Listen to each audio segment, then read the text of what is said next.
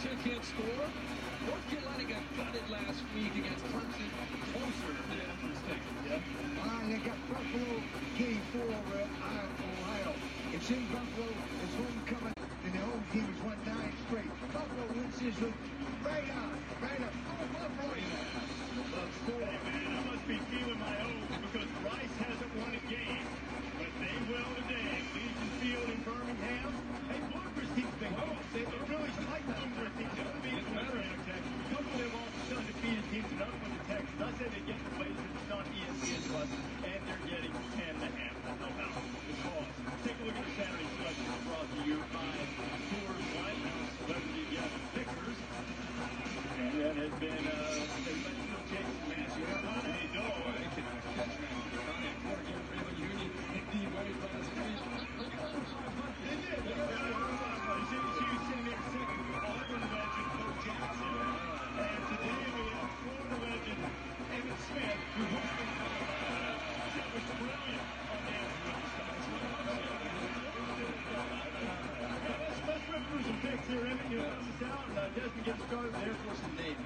Well, and I want to pick Air Force. My brother, you know, he's been texting me. I got to go Navy. I'm going midshipman in the Coast. I'm going Navy as well. Roger Staubach's company. If you're going to I love it. Anchors away, my boys. I'm set it on Navy. Doesn't matter who Navy's playing. I'm going to go with Air Force. Air Force and that Air Force defense. Close, low-scoring game. I'm going to be technical. Yeah. Bear had this one on the board. Tulane and Army. He's going with Green Wave. I joined Bear. I'm going with the Green Wave. I like the balance of offense. I think they're going to win a close one.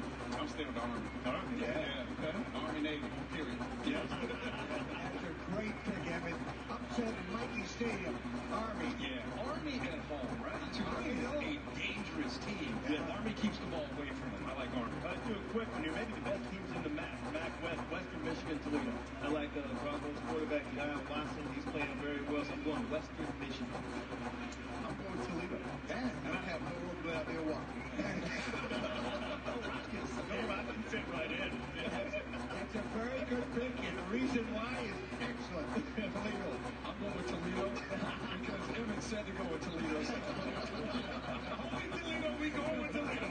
Virginia Tech is making a quarterback change. Hooker's going to start there against the Canes on ESPN at 3:30. Quarterback change isn't going to solve their problem. We're going with the Canes in the close one. I say by a field goal. I'm going Miami. There we go. Yeah. State of Florida, Miami. Good. Miami's won 4 of the last 5 versus Tech, and they cover. Very important. Big. Yeah, things are bad right now in Blacksburg for Virginia Tech. Quarterback change probably not going to affect that. Miami is one of those teams that started slow. People have forgotten about. Look at their schedule. They're just going to keep winning games, keep getting better with that freshman quarterback. Now, remember, we've been watching the weather throughout the morning. Iowa State and TCU has been pushed back to 2 o'clock Eastern time on ESPN2. Who wins? I'm going Cyclones. I think Iowa State's going to get this game out. I'm going Iowa State. Well, now that you mentioned the weather, which I have not been paying attention to, I might change my pick because I was going to go with TCU. Oh, okay. Which the weather will affect the passing game. Yeah. Therefore, I think I will switch over. I'm going to go with the Iowa State. Iowa State. Good pick.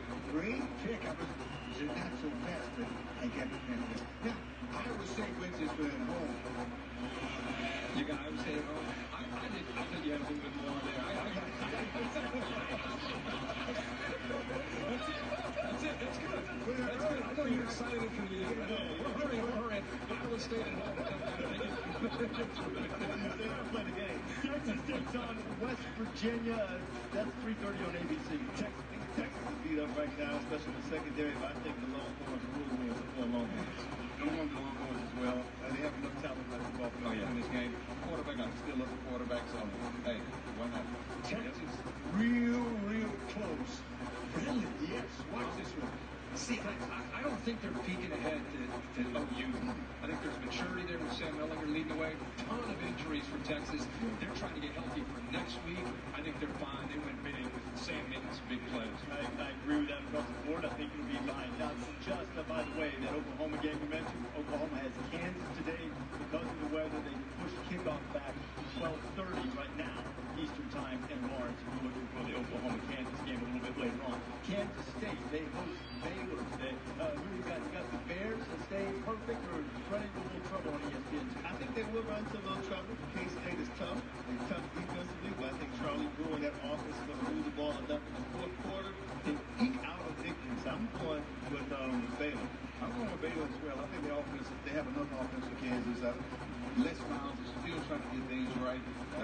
said it right. Yes. Yes. He'll try to get things right. So, but I think they Baylor.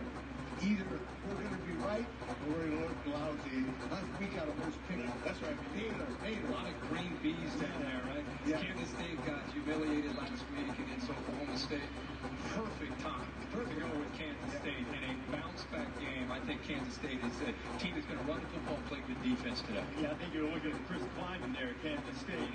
Miles at Kansas. All right, let's go to the Pac-12. Cal and Oregon. Cal back at quarterback, Devon Monster in there against the Ducks. Yeah, I didn't like what I saw from the back and quarterback a week ago, so I'm going with Cal. I'm going Oregon. I like Justin Herbert. I think they're going to win big against Cal today. I like Oregon as well.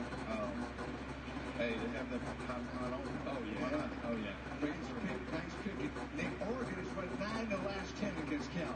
Oregon. You know, the injury to Cal quarterback is significant. They're not going to have enough offense to stay with Justin Herbert. Oregon, all those weapons are getting a few more receivers back. They win big today with Cal. All right, a couple teams that are 3-1 and sort of under the radar. Arizona taking on Colorado. This is a tough one for me. It's like flip a coin. I think Colorado will win, but I'm expecting a hard-fought game. I'm going with the Buffaloes. I'm going with Arizona. Really? Yes. I'm going with Arizona. Give them a chance. Give them a little bit of love. They need some love. Finally, not so tough. Colorado's unbeaten at home. They stay there. They're covered. Yeah, I think Shenault is big. If they can get him back, it's still game time decision, which would obviously help them. I'm just going really with Colorado at home. They have a fan base right now believing in Mel Tucker. I like CU. Yeah, Chenault's game time decision. Coyote J.J. Taylor missed Arizona's last game against UCLA. Okay, Kirkland had a pick on this one. He's got Michigan State and Ohio State tonight, but you get to I tell you, when you look at Auburn's defense, I just think that Dak Prescott is going to be the difference maker. You said Auburn. Michigan State. Oh, they said this game. Oh, Ohio State big over Michigan State. Yeah. Ohio State. Yeah. You got to put that. Ohio State's won 12 of the last 14 games. But close. Real close. Ohio State wins this one. Close. I'm flying up there to call the game. And a game that we described as a crossroads game for Michigan today. The Wolverines hosting Iowa. The kickoff in a few minutes. Who wins? If Michigan can play anywhere close when they played last week against Rutgers, I know it's Rutgers, but the offense team was bound to get it. I think that Michigan will win a close one against Iowa. I just hope Michigan doesn't let anybody down this week. I mean, they were riding on this emotional high last week. I'm going with Michigan again. Jim Harbaugh has to get his team rolling.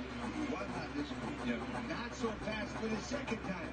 Iowa in an upset over Michigan in the big house. Iowa. You know how you talk about urgency and redemption? I think that this will be a different Michigan team emotionally. Last week against Rutgers, it was Rutgers, and to be honest, they didn't necessarily execute that much better. I just think it's going to be more of an attitude game. I think Don Brown's defense played better against Nate Stanley, and I think Shea Patterson's going to make some big plays in the passing game. I think Michigan finds a way to get it done. Only one or nine. You're the only one. And then the game this afternoon in the Auburn is the SEC candidate that is closest to Florida geographically, yet they haven't met in 2,900 days. Here's how long it's been. The last Florida coach to beat Auburn, the Zooker, Ron Zook. Will that change today in the showdown between the old rivals? A series that used to be one of the premier historic series in the South in football giants. You going to the swamp? The fans being right there on the sideline, just screaming at you. You know, they're in the East, we're in the West. It's still a huge game for everyone in the shape of the college football playoff. It's one game. I mean, there's much respect for the team winning this game. So, I mean, there's a lot of respect. The whole world's going to be watching video through the talking about this. Do it.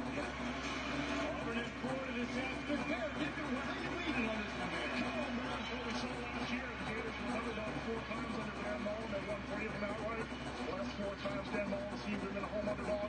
They covered 4 of them, won 3 outright. Remember last year they couldn't go to Mississippi State and beat that Florida Mississippi State defense. I think spread the ball around and get it out quick. Florida gets all upset.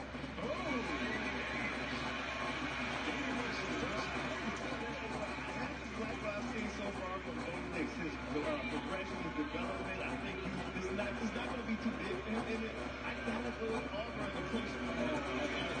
Honestly, that sounds good. Yeah. Nix has done a very good job for Auburn thus far. They're following and watching the kid grow and pressure as a quarterback. But I absolutely believe that our defense has to get one of the quarterbacks behind his neck. He puts some arm on it so he doesn't get out of pocket. I'm going out defense, and I think our offense is good enough to put enough points on the board to beat him. Jordan Hare, I pick Auburn. If this game were being played on a neutral field, I pick Auburn. It's being played at the Swamp. I'm going to get it.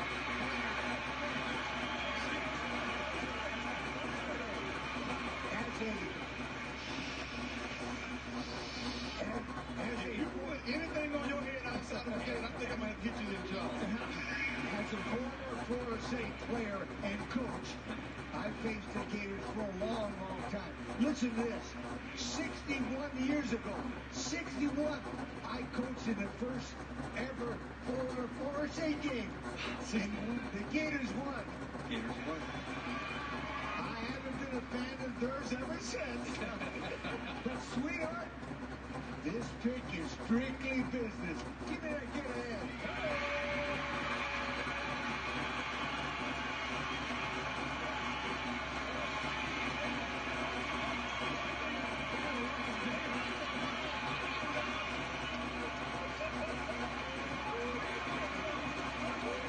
Corso going with the Gators on College game day. Chomp on. They play Auburn this afternoon at 3:30 on CBS. However, I'm picking the Tigers in that ball game. If you did not know, be sure to go check out my college football Week 6 predictions. Now I am looking live at Beaver Stadium right here in Happy Valley, as it is homecoming weekend for the Nittany Lions as they host the Purdue Boilermakers right now on ESPN. Penn State 4-0, ranked 12th in the country, facing off versus the 1-3 Jeff Brom-led Purdue Boilermakers. Penn State homecoming. They are showing some flashbacks into the early 1900s up to present day. Crowd still filing in, more so just the student section. It is a noon Eastern kick. So students out late last night, still waking up, and still filing in the S zone in Penn State's original colors of pink and black. Penn State actually wearing throwback uniforms this afternoon as well for the second time ever. Generations of greatness throwback uniforms for Penn State as they are about ready to kick off at Beaver Stadium, Happy Valley, against the Purdue Boilermakers. Game is on ESPN, noon Eastern time here this afternoon, Saturday, October the 6th, 2019. Thank you guys once again for tuning in and watching my live reactions play-by-play of college football, Purdue at Penn State. Chat questions and comments, always greatly appreciated. Super like and super heart button, along with sharing this on social media. Hashtag college football, hashtag Purdue, hashtag Penn State, hashtag PUR for Purdue versus PSU for Penn State. Like, follow, and subscribe. Gridiron Ring, Gridiron 18, and myself, the Encyclopedia Sports, Cool Hand Luke 96 on social media as well. If you're watching on playback, links are in the description below. Penn State will kick off. Jordan Stout will kick off for the Nittany Lions, left to right across your television screen, radio, and audio dial. Once again, thanks for watching.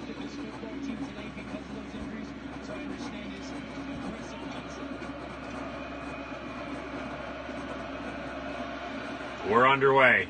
Stout with a dribbler, going to be fielded at the 8-yard line. Purdue with a good return out to the 32-yard line. Penn State has won 10 straight versus Big Ten West opponents, their last loss in 2015 at Northwestern. Penn State has also defeated Purdue 9 of the last 10 times. First meeting, though, since 2013, as mentioned last night during my live stream for WWE Friday Night SmackDown. First and 10, man in motion for the Boilermakers. Handoff. And Garrett Taylor with the stop. Tackle for loss. 2nd and 11. Jack Plummer. Jack Plummer. I was about ready to say Jake Plummer, the former Bronco and Cardinal quarterback. Jack Plummer. No relation. Jack Plummer gets a start for Elijah Sindelar this afternoon, who is out of action with a shoulder injury. So Jack Plummer keeps it for a gain of 5. Going to bring up 3rd down.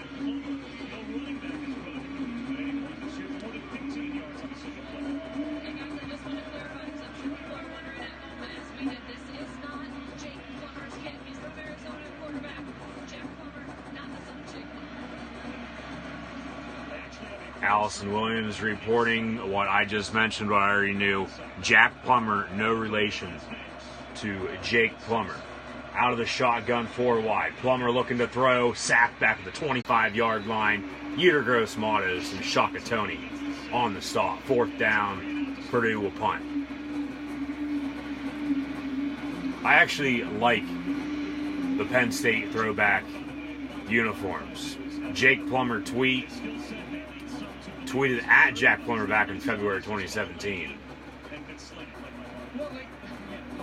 Said he's a great quarterback and can sling it. However, once again, no relation for the 3rd and final time. 4th and 15 from the 28. Purdue on to punt. Man in motion. Punt up and away. Hamler fields it at the 29, near sideline. 40 before being brought down at the 44-yard line. It'll be 1st and 10 from there for Sean Clifford, the Big Red Dog and company. As I was just talking about, this is actually Penn State's first home game since the Pitt win back on September the 14th.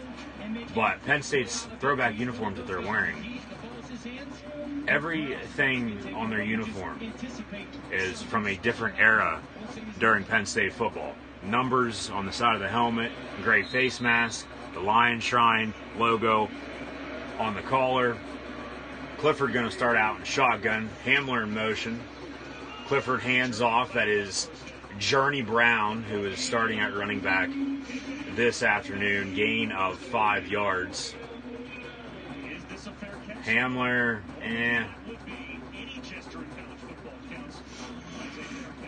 They're going back to see if he signaled for a fair catch, but Penn State already snapped the ball, so that doesn't matter whatsoever. Hamler now in motion. Clifford keeps it for himself.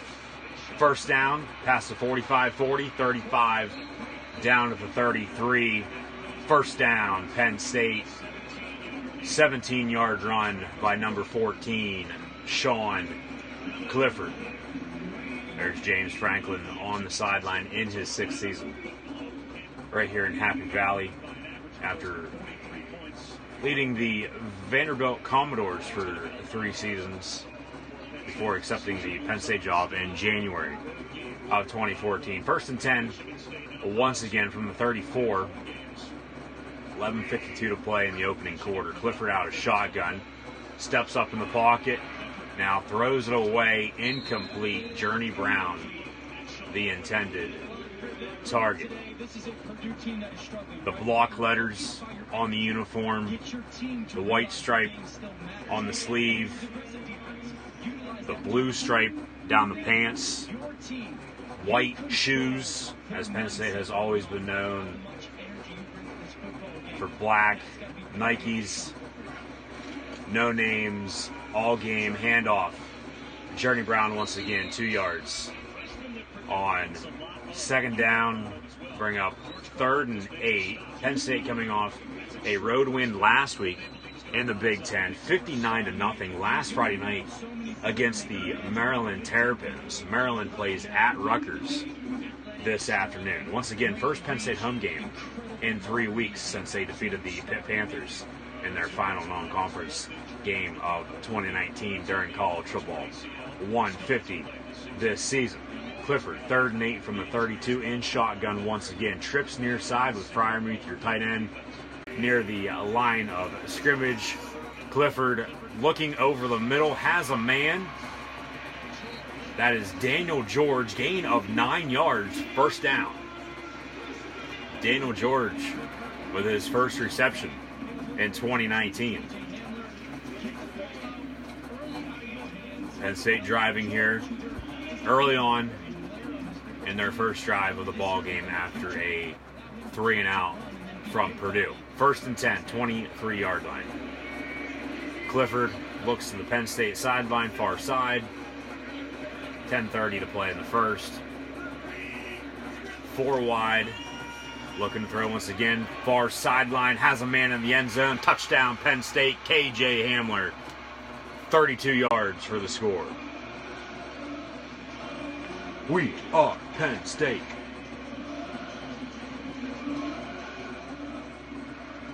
We are Penn State.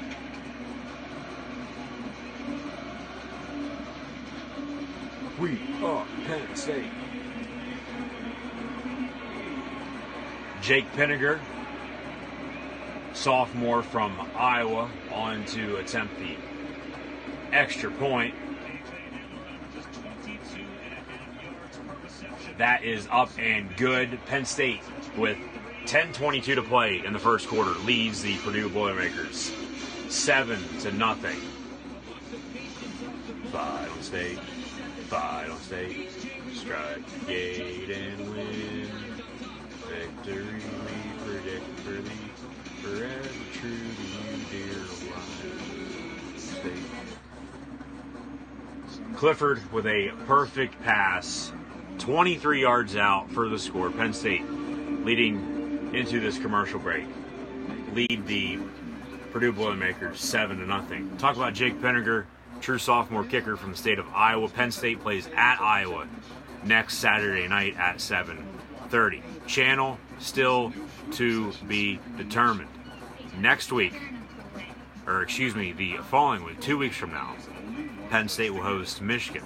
Right now, though, on Fox, Michigan is hosting the Iowa Hawkeyes. I'll try to get updates of that game when I can. So that is a game to keep an eye out on for Penn Staters, as that matchup with the Hawkeyes and Wolverines has the next 2 opponents on Penn State's schedule. I think Michigan's going to pull it out in the end here today against Iowa. However, the last time Michigan beat Iowa when Iowa was ranked was back in 1997. Last time Michigan won the national championship when they had Brian Griese and company, when Lloyd Carr was in the early stages of his Michigan career. Jim Harbaugh now there.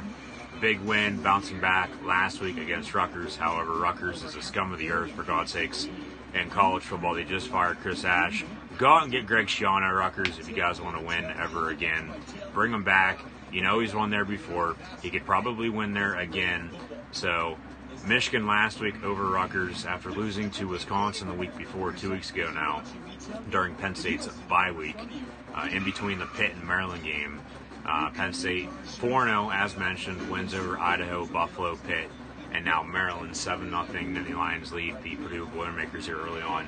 10.5 to play in the first quarter, but Michigan, Iowa today, I think Michigan will pull it out in the end. It'll be a very close game, I do believe, the whole entire way through. However, Iowa, for some reason, when they go on the road to Penn State, Ohio State, Michigan State even sometimes, along with Nebraska, in their final regular season game of the year, every year now, with both teams being members of the Big Ten and that Midwest robbery in the Big Ten West. For some reason, Iowa just doesn't play as well on the road in big environments compared to what they do in Iowa City at Kinnick Stadium. So Iowa at Michigan today. Penn State kicks off up 7-0 on Purdue. Studio update. It's going to be LSU, Utah State. Joe Burrow touchdown pass over the middle. Tigers lead 7-0. Also around the same time remaining in the first quarter. So Jack Plummer once again coming out to play quarterback for Purdue. And it looks like a sold-out crowd now over in Happy Valley at Beaver Stadium. 110,000 plus as usual. Plummer in shotgun looking to throw. Windsor and Gross-Matos on pressure. Pass incomplete on the screen near sideline. Brings up 2nd and 10. So Iowa at Michigan. Iowa hosts Penn State next week. Penn State hosts Michigan in 2 weeks from today.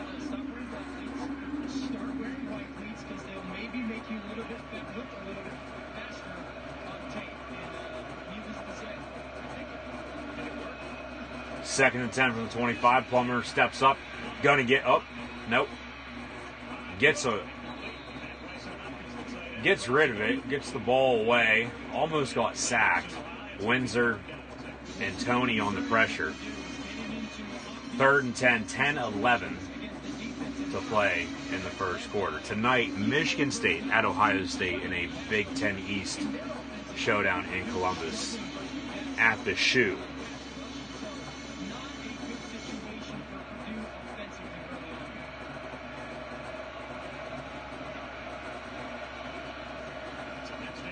Fake the give. Pressure. Shakatoni with another sack. 5-yard loss. Plummer goes down. 4th down and 15 from the 20. Purdue will punt once again. Shakatoni stepping up early on in today's ball game for the Nittany Lions. Came right off the edge. Didn't even get blocked. Untouched. Beat the right tackle and took Plummer down. Now, Tariq Castro-Fields down with an injury, number 5. Penn State safety down on the ground. So 4th down. Purdue awaiting the punt now. Hamler will be back deep for Penn State.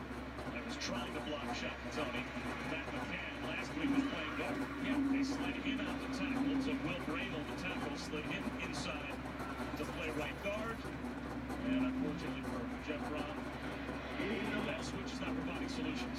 Just again, Shakatoni on the first 2 possessions. He's got 2 sacks on 2 third down pass rushes. And that one almost was a little bit of a crowd noise, too. Tony got off the ball way quicker than McCann did, and just his width and depth and get to Plummer so quickly.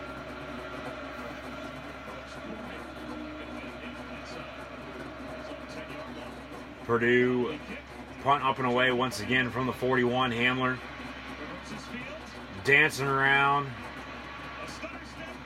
blocking the back right there. Hopefully it's not going to come back. Hamler with a good return to the 35-yard line. No flag on the play. So 9:18 to play in the first. Purdue, after their second punt, Penn State with great field position, up 7-0. Wait, did we just win it? Everyone uses their phone differently. That's why Xfinity Mobile lets you design your own data. Now you can share it between lines, mix with unlimited, and switch it up at any time. So you only pay for what you need. Something different, a theme that we've noticed from this Michigan with a 3-0 lead on the Iowa Hawkeyes here early on. 12:19 to play in the first. Iowa with the ball for the first time this afternoon. 1st and 10 from the 25, right to left. Nate Stanley rolls out on the play action. 12-yard gain to the tight end. First down. Wisconsin also leads 7-0 over Kent State in their final non-conference matchup of the 2019 season. Wisconsin with a win over the Northwestern Wildcats last weekend. Because when others take rain checks, we take the wheel. Run with us. Search John Deere Gator for more. Nurturing fast with Dr. Pepper. Do you know what time it is? It is 7 p.m. We crushed Tech by 40. We should be out there celebrating. Let me smell your breath. Another trace of Dr. Pepper. Look what you're doing to her. When are you celebrating? We are. We're about to take a victory at the Streakers. Hey, Mr. and Mrs. Streaker. Dr. Pepper, the official drink of fans now. You didn't ask for it, but boy, are you gonna want it. Introducing It's a you welcome. ESPN College Football is presented by Xfinity. Get the ultimate in-home Wi-Fi experience with Xfinity X5. And with Mark by Mazda, even live. A look at the alumni band here on Penn State's homecoming weekends, courtesy of our alternate angle, Xfinity Skycam. Check that out for today's game streaming live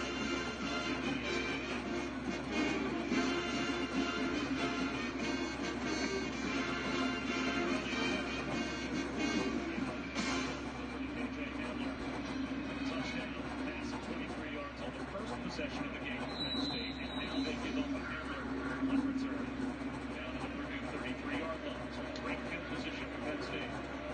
Start this drive already inside field goal. From the 33, Clifford hands off, Journey Brown. Gain of 6, second down. Update on Wisconsin and Kent State. A Jonathan Taylor touchdown run, 7-0 Badgers. 2nd and 4 for Penn State from the 27. Trips to the top of your screen. Penn State looks to the sideline.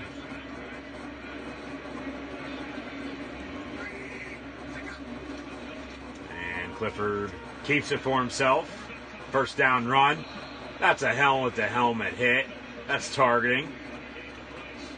No? All right, whatever. Let him play.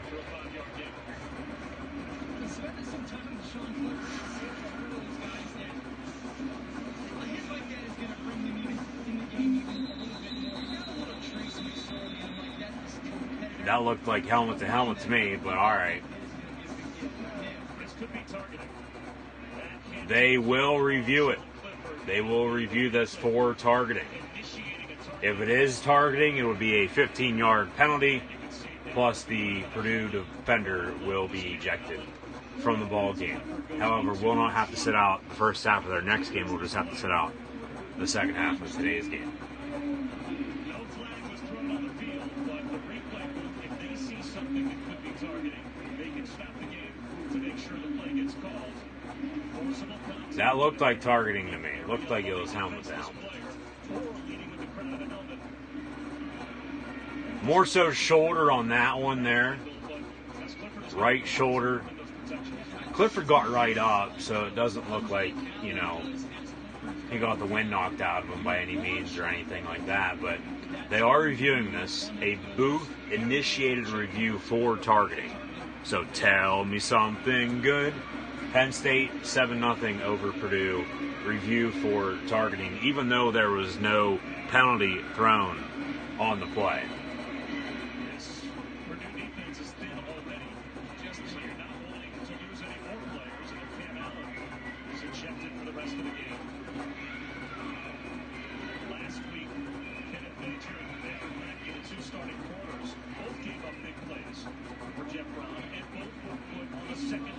Here's the announcement.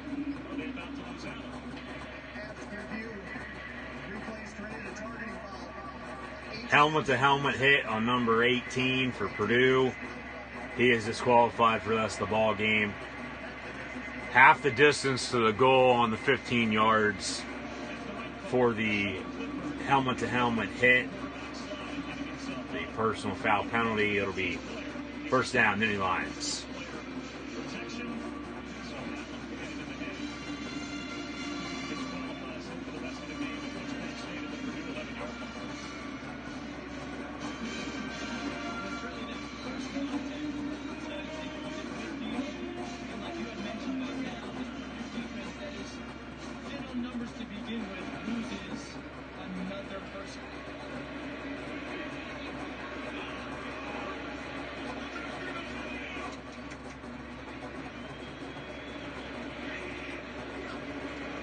Clifford, Journey Brown,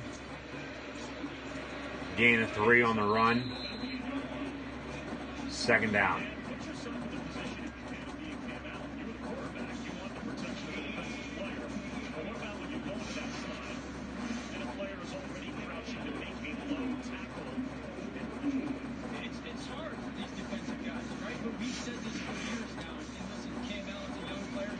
freshman, but it's you either decide in that moment to hit. From the 9, 2nd and 7. Fryermuth gets to the 3, 3rd down.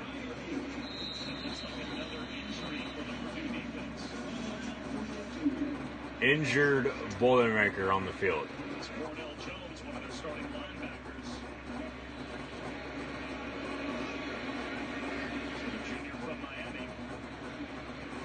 Seen his playing time increase.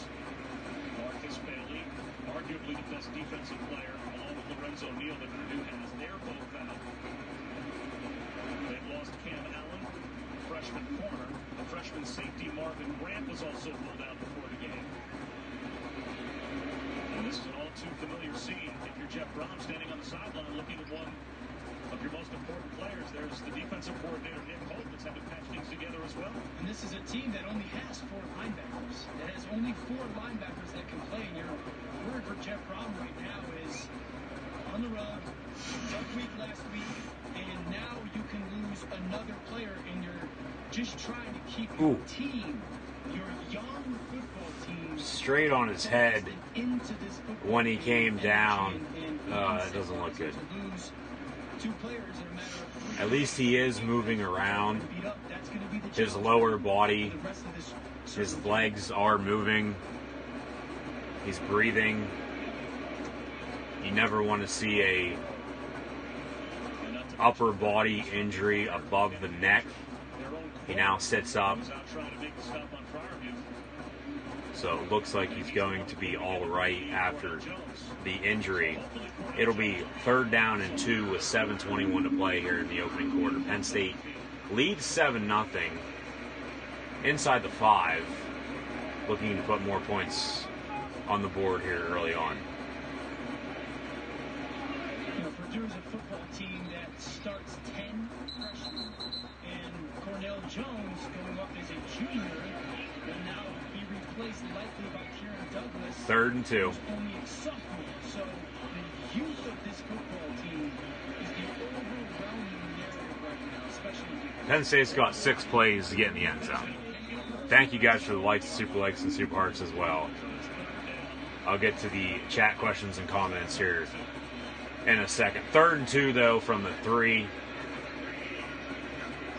Clifford fakes a give, pump fakes, walks in the end zone, touchdown, Penn State. Sean Clifford, the Big Red Dog, with a 3-yard touchdown run to put the Nittany Lions up 13-0, pending the Pinniger extra point that is on the way. Looked like it was going to be a Tebow pass, a Tebow jump pass. He faked the give to Journey Brown, stepped up in the pocket a little bit, put the ball in the air, pump faked, kept it for himself, and walked in the end zone for a touchdown. Pinniger. Snap, hold, kick, up, and good. 14-0. Nittany Lions lead the Boilermakers. 7:04 to play in the first quarter. Thanks for tuning in and watching. Like, follow, and subscribe. Gridiron Ring, Gridiron 18, and myself, the Encyclopedia of Sports, Cool Hand Luke 96 on social media. Just take a screenshot, folks. It'll last longer. Chat, questions, and comments, always greatly appreciated. Links for social media are actually in the description below as well if you're watching on playback on YouTube. Like, super like, and super heart button as well, along with sharing this on social media. Hashtag college football, hashtag CFB150, hashtag Purdue, hashtag Penn State, hashtag PUR for Purdue versus PSU for Penn State. The blue and white, 14-0 over the Boilermakers from West Lafayette.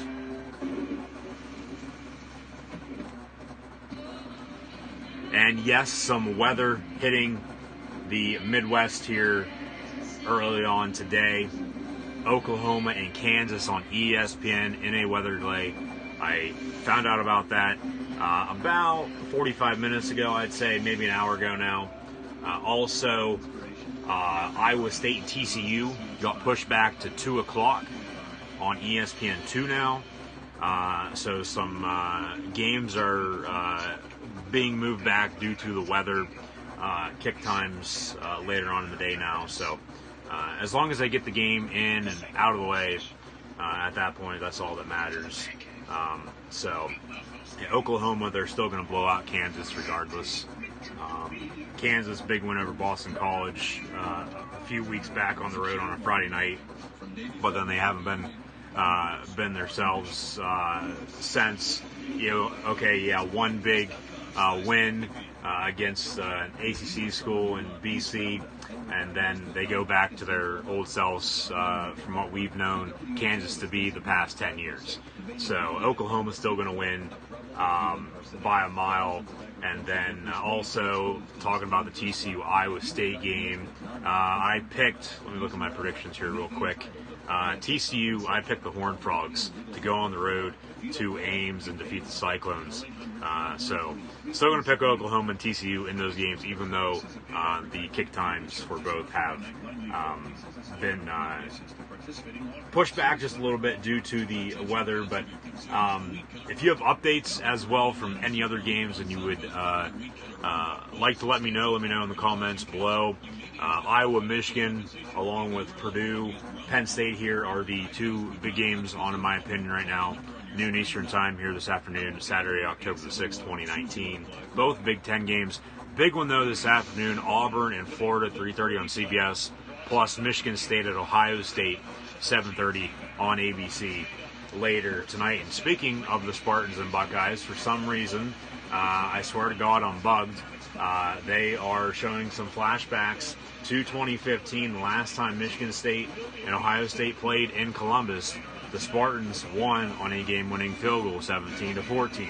Homecoming weekend in Happy Valley, though, for the Nittany Lions as they are hosting the Purdue Boilermakers. There's the Big Uglies who are in attendance here this afternoon as well. Penn State kicks off.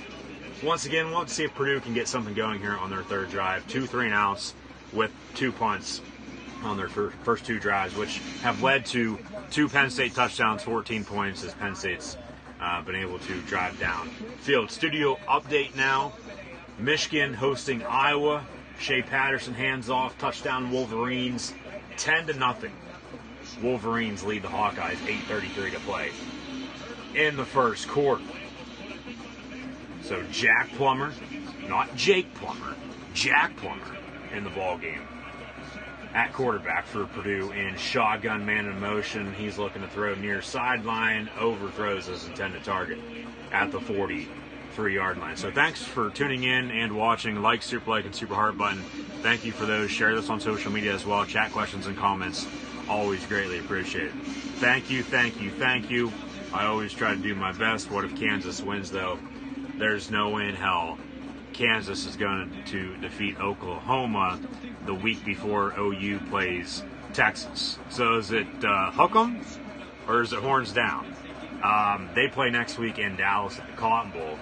Texas, though, they might get upset on the road against West Virginia here this afternoon at 3:30 on ABC. Year-Gross Matos with pressure. Plummer somehow completes it for a gain of 5.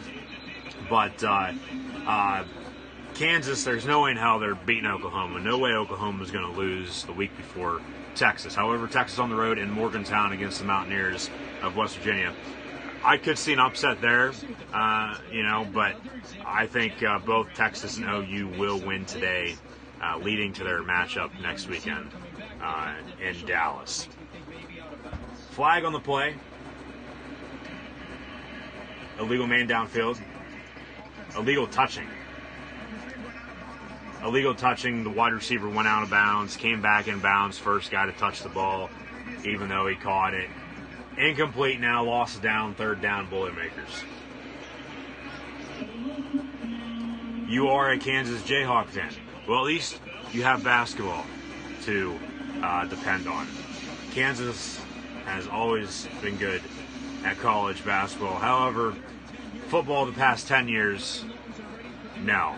Just, they literally fell off the face of the earth. I remember when Kansas was good, though, right before they started going downhill, when they played Virginia Tech in the Orange Bowl the one year, after they had defeated Missouri and Chase Daniel when both teams were 1-2 back in 2007 or 2008, I do believe. Plummer airing it out near sideline, has a man at the 42-yard line on 3rd and 10. A first down completion for Plummer. Actually, now they're going to roll that incomplete. It'll be 4th down, Purdue. And that ball hit the turf. That is incomplete. No completion. It looked like a first down. It looked like a catch and a first down. Definitely incomplete, though, on the review. On the replay there. 4th down once again, Purdue will punt for the 3rd time this afternoon. 4th and 10 from the 25. Be sure to subscribe to Gridiron Ring on YouTube as well if you haven't done so already. Rugby punt. Bounces. Hamler picks it up at the 40-yard line near sideline before running out of bounds at midfield. 1st down and 10. Penn State with great field position. Once again, up 2 scores, 14-0, with 6:12 to play in the first quarter.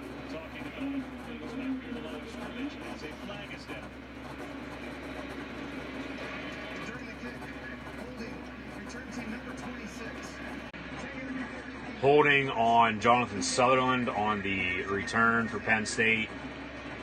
Be 10 yards from the end of the run. 1st down, Nittany Lions. Let's watch Sutherland right here. The 25-yard line, right in that picture right there. Excuse me. Yeah, I was going to say that. Definitely the first circle you drew, that was definitely not Jonathan Sutherland because that guy does not have dreads.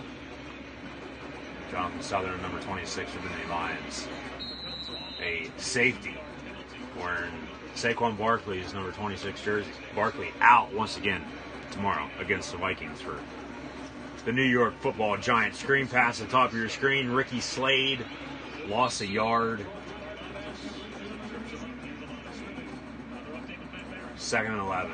Studio update once again. It'll be Rutgers and Maryland from SHI Stadium. Might as well add a T to the end of that because Rutgers is shit to begin with. Maryland 7-0 on Rutgers early on in a battle of the 2 teams that entered the Big Ten back in 2014. So a loss of a yard on the screen pass. 2nd and 11.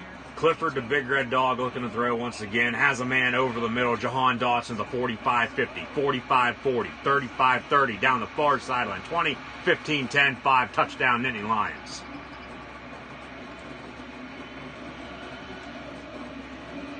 We are Penn State. Whoa, whoa, whoa. We are Penn State. 72 yards to the house from Sean Clifford to Jahan Dotson, a former UCLA commit who decommitted once Chip Kelly landed in Pasadena. The Bruins play Oregon State later on tonight. One of the other OSU teams, Ohio State, they host Michigan State in the Big Ten. And then you asked about Oklahoma State a second ago. Oklahoma State, Pinniger's extra point, up and good, 21-0. Nittany Lions lead, 5:20 to play in the first quarter. Oklahoma State in the Big 12 this afternoon.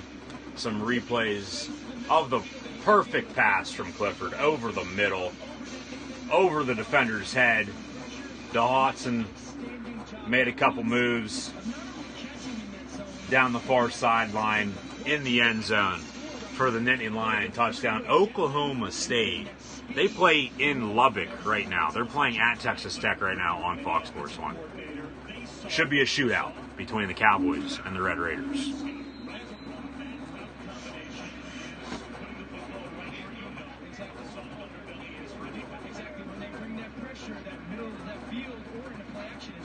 Kansas needs more than Tom Brady. I saw that this morning on College Game Day while I was watching ESPN College Game Day to kick off 2020 next year, August 29th, 2020. They will be over in Ireland for the matchup between the Fighting Irish of Notre Dame and the Midshipmen from Annapolis, Maryland. The Navy Midshipmen and Notre Dame Fighting Irish, Week 1 next year in 2020. College Game Day, first time ever outside of the U.S. for a college football game. Game day might be coming right here to Happy Valley in 2 weeks if Penn State can get the job done today and next week at Iowa. Michigan can win today and then also win next week. Top 15 showdown in Happy Valley in 2 weeks potentially with the Wolverines and the Lions.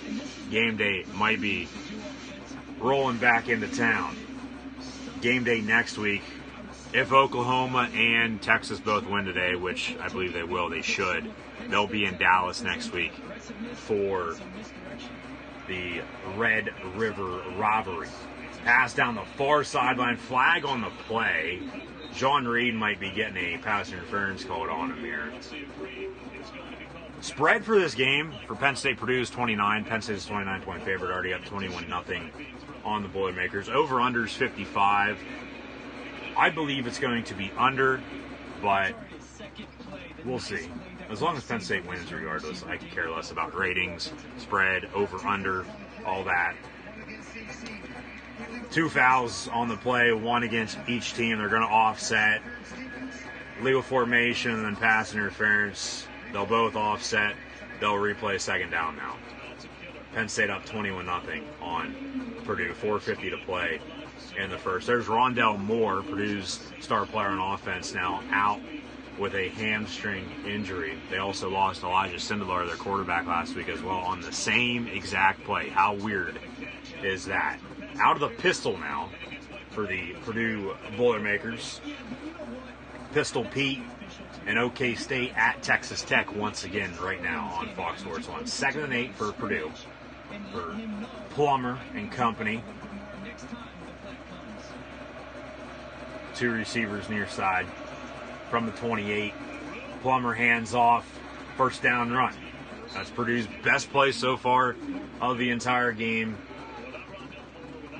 Flashback to last week, the injury where Sindelar went down and then also Rondell Moore. Same exact play. How the hell does that happen? I don't know, but Purdue loses their 2 best players on offense last week in a loss to the Golden Gophers of Minnesota. Now on the road today at Penn State right here in Happy Valley. So we are Penn State. 1st and 10 from the 36. Out of the pistol once again, another handoff. And Micah Parsons, number 11, on the stop. 2nd down.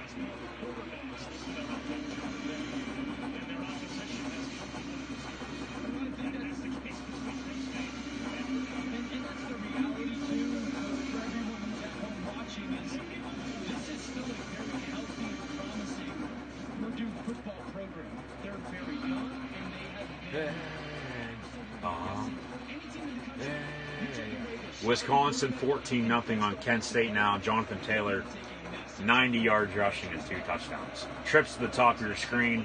Plummer looking to throw. Incomplete on the slant. 3rd down. 3-11 on 3rd and 11 here in the first.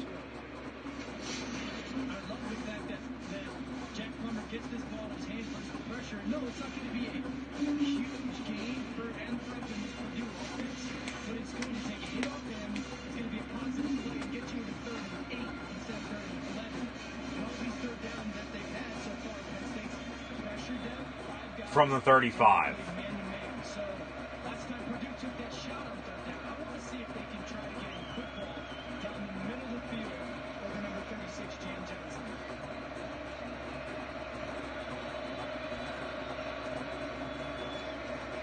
Penn State brings 4, ball up in the air, incomplete. Penn State has the ball. And Penn State has the ball. They say a fumble recovery maybe. However, it looked incomplete. It'd be 4th down. Purdue would punt. What are they going to roll on the field? Rolling on the field was a catch and a fumble. Penn State on offense snapped the ball real quick. Great field position. They review this. Purdue gets an incomplete pass. He caught it. Ball jarred loose. He took maybe a step or 2. Jarred loose, and then Penn State recovers it. Caught it, 1-2, and then the ball came out. That's close. I don't know what they're going to be able to find on that if they do review it, because you have to find undisputable video evidence to overturn the ruling on the field. It was almost picked off by Reed, but rolling on the field is a fumble. They are going to review it, so once again, tell me something good. Penn State 21-0 over Purdue, 3 minutes to play here in the opening quarter. Big Ten East versus Big Ten West in this crossover matchup this afternoon on ESPN. That's close. Penn State's going to have the ball around the 25-30 yard line, around the 30. If it is a fumble, a catch, and then a fumble recovered by Penn State. If it's incomplete, it's 4th down, Purdue punts. Change of field then. Here's the rolling. Rolling on the field has changed. It's going to be incomplete. It's going to be 4th down for Purdue, and they will punt.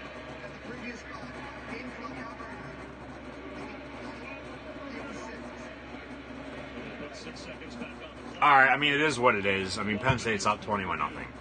You know, it's not a make or break play with 10 seconds to play in the ball game in a number 1 versus number 2 showdown in October. So Hamler back deep to receive the punt once again. 4th time, and Penn State scored on all 3 drives after each Purdue punt, so 4th time's the charm, hopefully next. Penn State brings one on the punt up and away. Hamler, line drive, fields it at the 30, muffs it, recovers it at the 35-yard line. 1st down and 10 from there for the Nittany Lions. Up 3 scores, 21-0. Studio update once again. Wisconsin, another Jonathan Taylor touchdown run. Badgers 14-0 over the Golden Flashes at Kent State out of the MAC.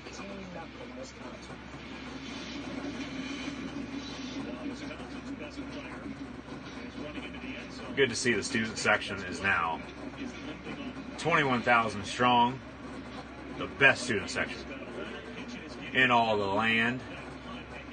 Ricky Slade in the ball game at running back to the left of Clifford, who is in shotgun. Dotson in motion. Handoff Slade.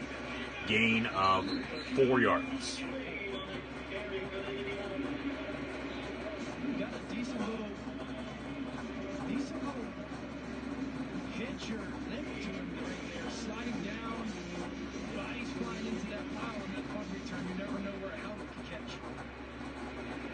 Dotson in motion once again.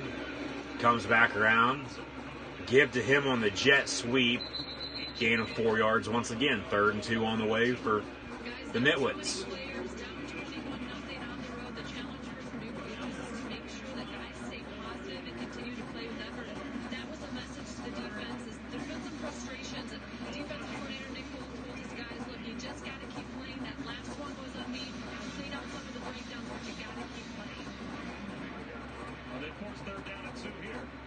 Trips to the top of your screen. Daniel George, Jahan Dotson, and Pat Fryermuth.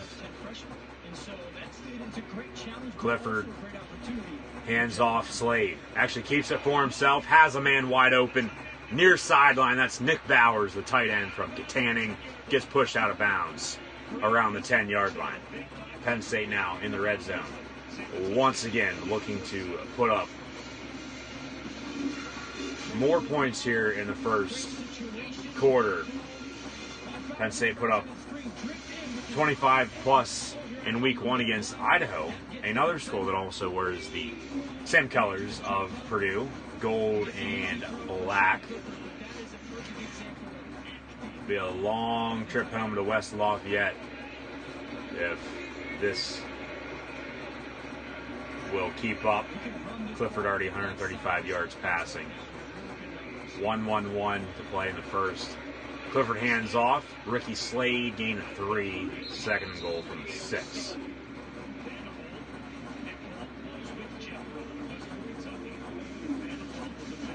Penn State has 11 plays in Purdue territory. Purdue with 0 in Penn State territory. Under a minute now to play in the first. 2nd and goal. Clifford once again. Hands off. Slade loses a yard. 3rd down on the way.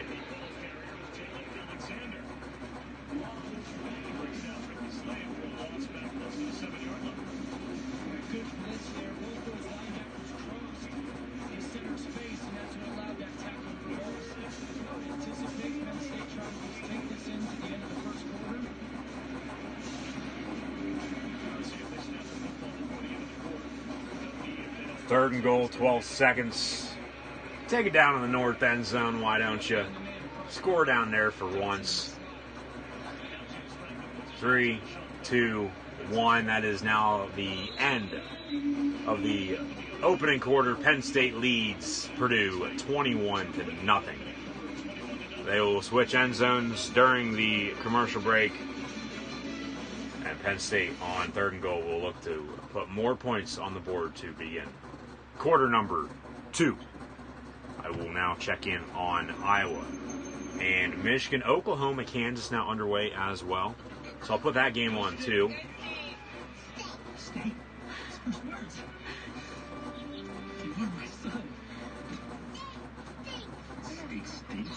Dr. Pepper, the official drink of Fansville. #1 show. Let's just break it down Ken Jung style. Our secret stars have a combined 23 gold records. You sounded amazing on that song. 1990s. Kansas has a first down from the 1-yard line, and they get out to the 9. 0-0 with the Sooners and Jayhawks. As mentioned earlier, at least Kansas is good at basketball. Same thing with Penn State. Like, Penn State's good at football, not so much with men's basketball. Injured Sooner now. 0-0. Once again, Oklahoma and Kansas early on after the weather delay.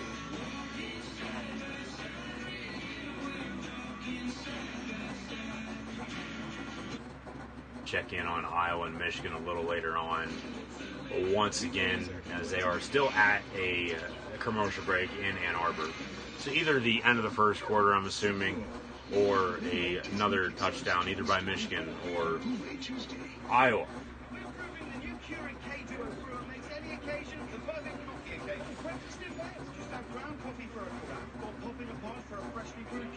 Exactly how I like my coffee. You've got your Carafe, I've got my light roast. Kansas with a big run out to the 30-yard line. First down, Jayhawks.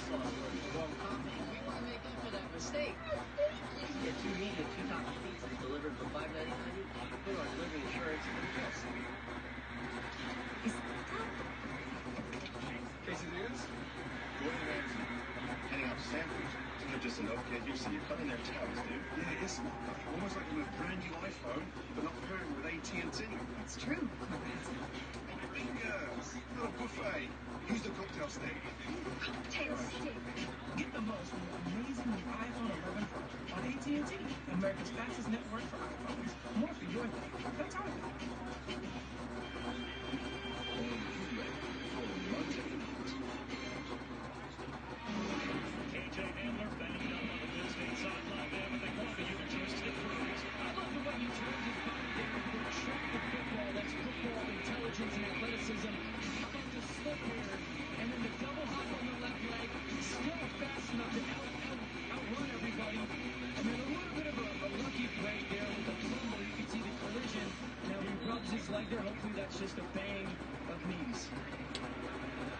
Inside the red zone, 3rd and goal from the 8. Clifford rolls out looking to throw. Back corner, incomplete. Throws away. Flag on the play.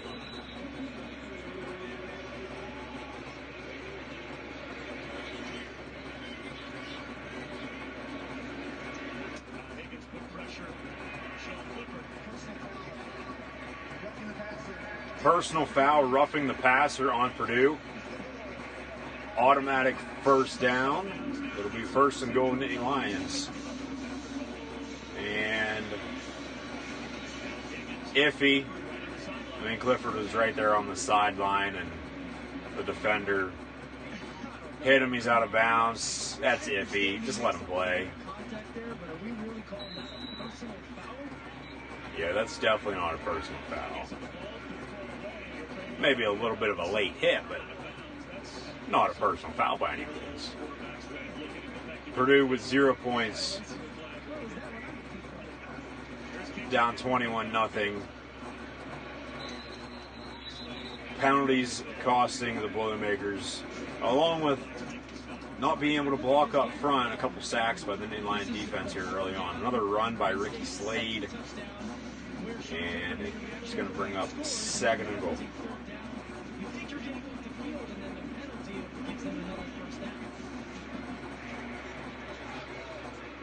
Clifford got a whistle now. We got some whistles. Timeout Purdue. Timeout Purdue.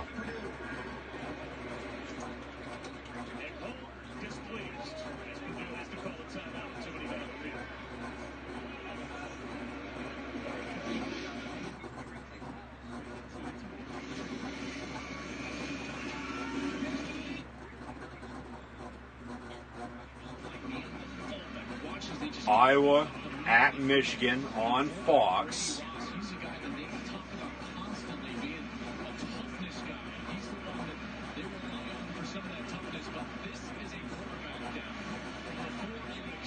Still 10-0 Wolverines over the Hawkeyes. 3rd and goal for Perky. 3 wide out of the shotgun. Whistles. Delay game, timeout, Iowa.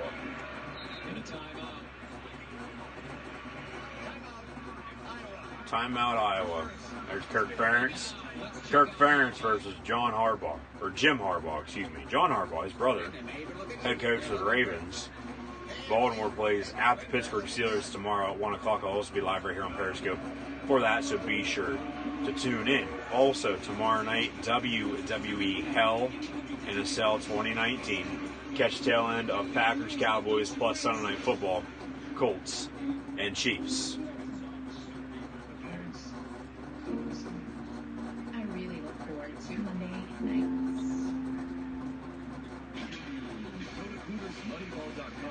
Monday Night Football in the NFL this year. See a Monday Night Football commercial.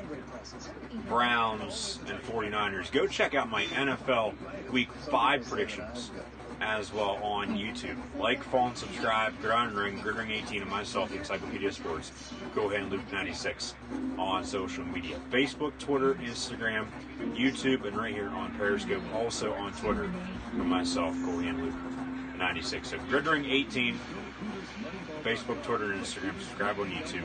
Go ahead and Luke 96, Twitter. And right here on Periscope. Touchdown, Kansas.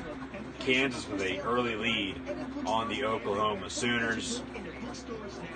Might be their only points in the ball game, though. We'll have to see as this game goes on. But Les Miles, damn good hire by Kansas after he got fired by LSU back in 2015.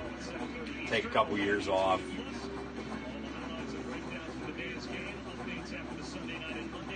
Come back to Kansas. Come back to coaching at Kansas. Had success at Oklahoma State, which led him to get the LSU job. Won a national championship there. Has defeated Oklahoma in his past as well. So, touchdown pass from Stanley for Kansas. Touchdown pass for Sean Clifford, the Big Red Dog for Penn State. Pat Fryermuth, near side. On the RPO, 27-0. Penn State now leads Purdue. A 7-yard touchdown pass from Clifford to Fryermuth. This game, early on right now, giving me some flashbacks to Purdue-Auburn in the Music City Bowl at the end of last year. Auburn with a 56-point win over the Boilermakers. Auburn plays at Florida today.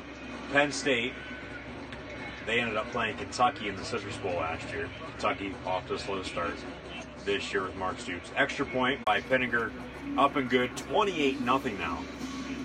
Penn State leads after another Clifford touchdown pass last week versus Maryland. 4 total touchdowns.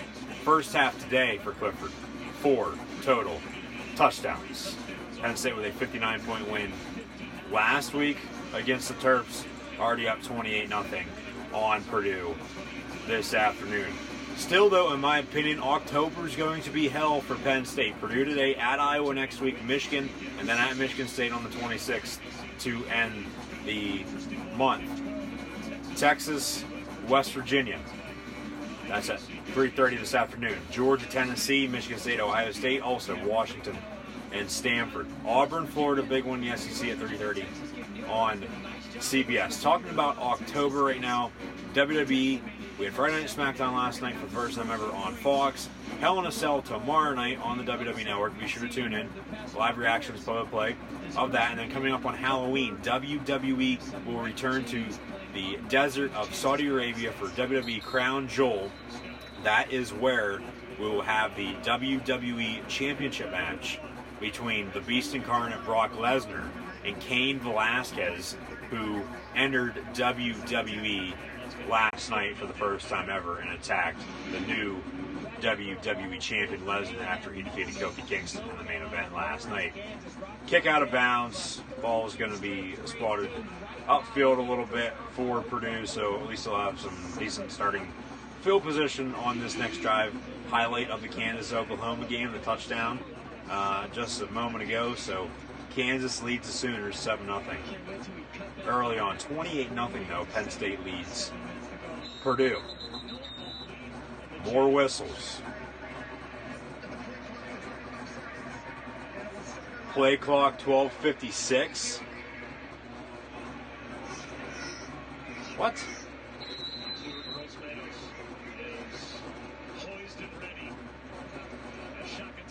All right, whatever. 14-17 to play in the first half. Penn State bringing the blitz. A run, a big hit from Lamont Wade. Flag on the play. That might be a helmet-to-helmet hit.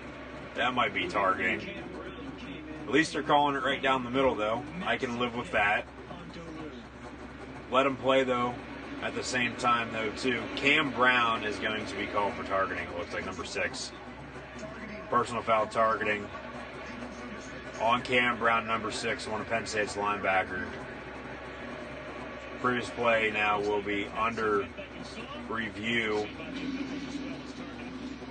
Talking about Penn State, Kentucky Citrus Bowl last year. Cam Brown actually had to sit out the first half of the Idaho game week 1 this year because of a targeting call in the second half of that bowl game at the end of last year. Cam Brown, another targeting. He's going to get called for targeting here. That's clearly helmet to helmet as he lowered his head and drove into the defender. No doubt about that. And he'll have to sit out now the rest of the ball game. Penn State still has Micah Parsons. They still have Jan Johnson. They still have Jesse Luketa. They'll be all right.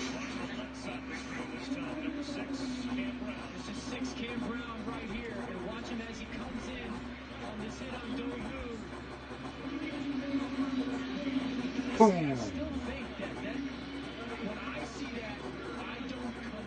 Rutgers now on the board as well. 7-7. We might have a shootout in Piscataway. Both teams got shut out last week by Penn State and Michigan. Now a tie ball game. LSU leads Utah State. Jalen Hurts starts things off for OU.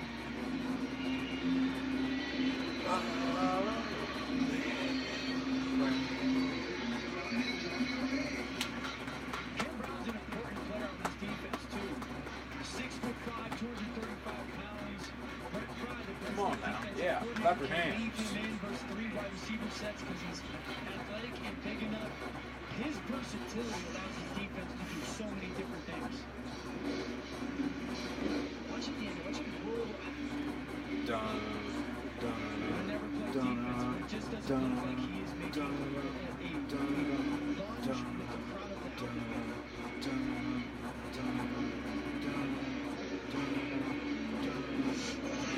Can't go wrong with some Cashmere from Led Zeppelin. Now tell me something good for targeting. Rolling on the field has changed. It was targeting, now no targeting. Call is reversed. Cam Brown allowed to remain in the ball game. I love that. I mean, I believe that that's the right call. I wish that the NFL adopted some of the ways that college football operates. Purdue probably a little bit mad because the one earlier wasn't as significant, I thought, compared to this one, but it is what it is. 2nd and 4 from the 41 now for the Boilermakers, going left to right across your television screen. And Plummer going to keep it for himself. Dives at the first down marker.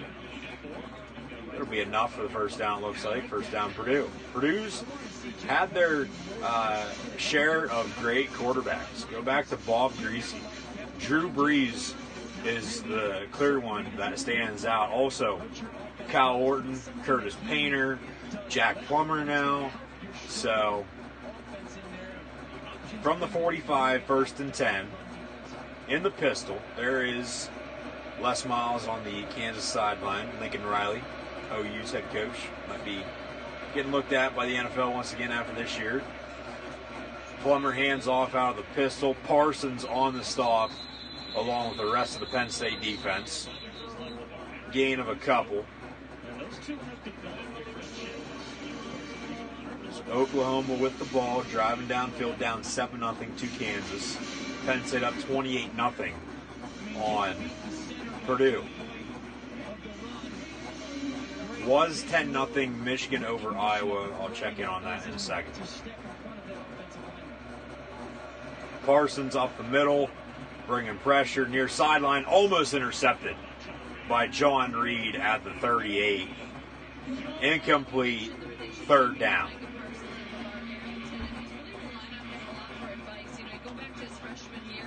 Maryland with a field goal, up 10-7 on Rutgers. There's Micah Parsons. A one-time Penn State commit, flipped to Ohio State, decommitted, return to Penn State. 3rd and 10 from the 45. Ohio State, they host the Spartans of Michigan State from East Lansing tonight at 7:30 on on ABC, excuse me. Trips to the top of your screen for the Boilermakers. And Plummer looking to throw. Sacked. A 10-yard sack. Yetur Gross-Matos with his first sack of the afternoon.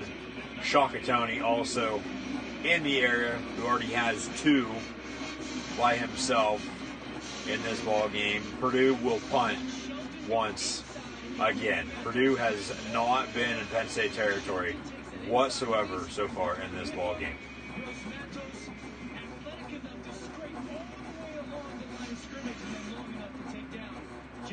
Hamler back deep to receive. There's the Nittany line down by the tunnel. Punt up and away. This is Penn State's homecoming game this afternoon against the Boilermakers from West Lafayette. Hamler dancing around once again. Gonna probably just lay down on the ground, and Penn State will have the ball 1st and 10 when we return after the punt. Iowa at Michigan from the Big House in Ann Arbor.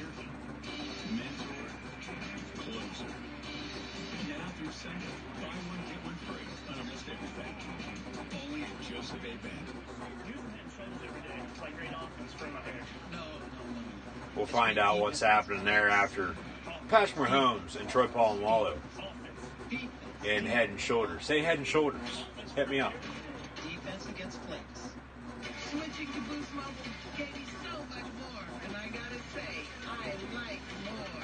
Switching at 4 lines for $25 per line per month with unlimited gigs, plus 4 free LG Style 5 phones, all on our super reliable, super fast nationwide network. Switching to Boost gave me so much more, and I gotta say, I like more. Switching at 4 lines for $25 per line per month with unlimited gigs, plus 4 free LG Style 5 phones, all on our super reliable, super fast nationwide network. Power is a bed that not only holds its own weight, but when its sides are also storage, When you electrify it, illuminate it, load it up on a suspension that levels itself, and outfit it with a tailgate that does tricks. Oklahoma gets in the end zone for a Sooner touchdown. We'll have ourselves a tie ball game here shortly, 7-7, with Oklahoma and Kansas in the Big 12.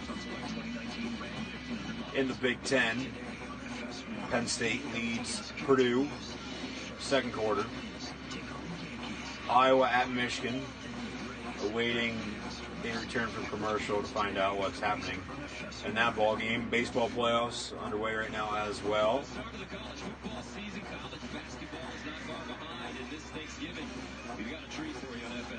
Don't even start talking about college basketball yet, because that means at that point college football season is done and over with. No, just don't.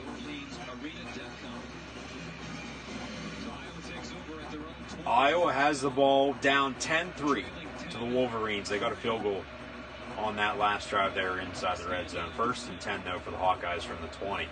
Stanley under center. Rolls out near sideline. Throws away incomplete. Penn State, Purdue.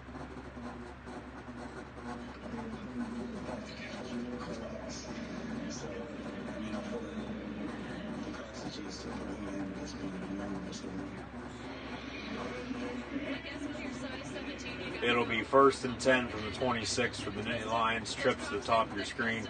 Penn State right to left. Clifford looking to throw, screen pass near sideline. That is Noah Kane, number 21 on the reception. True freshman running back from LSU country in Baton Rouge, Louisiana. Played high school ball at IMG Academy in Orlando, Florida.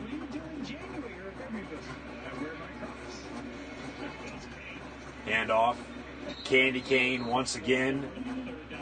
It'll be 3rd and about 1.5 yards, maybe 2, depending on the spot. It looks like Noah Kane's red shirt has been burned, and Kane will play the whole entire season now at running back for Penn State behind Journey Brown and Ricky Slade. We still could see Devin Ford as well. New redshirt rule in college football, though, implemented last year in 2018.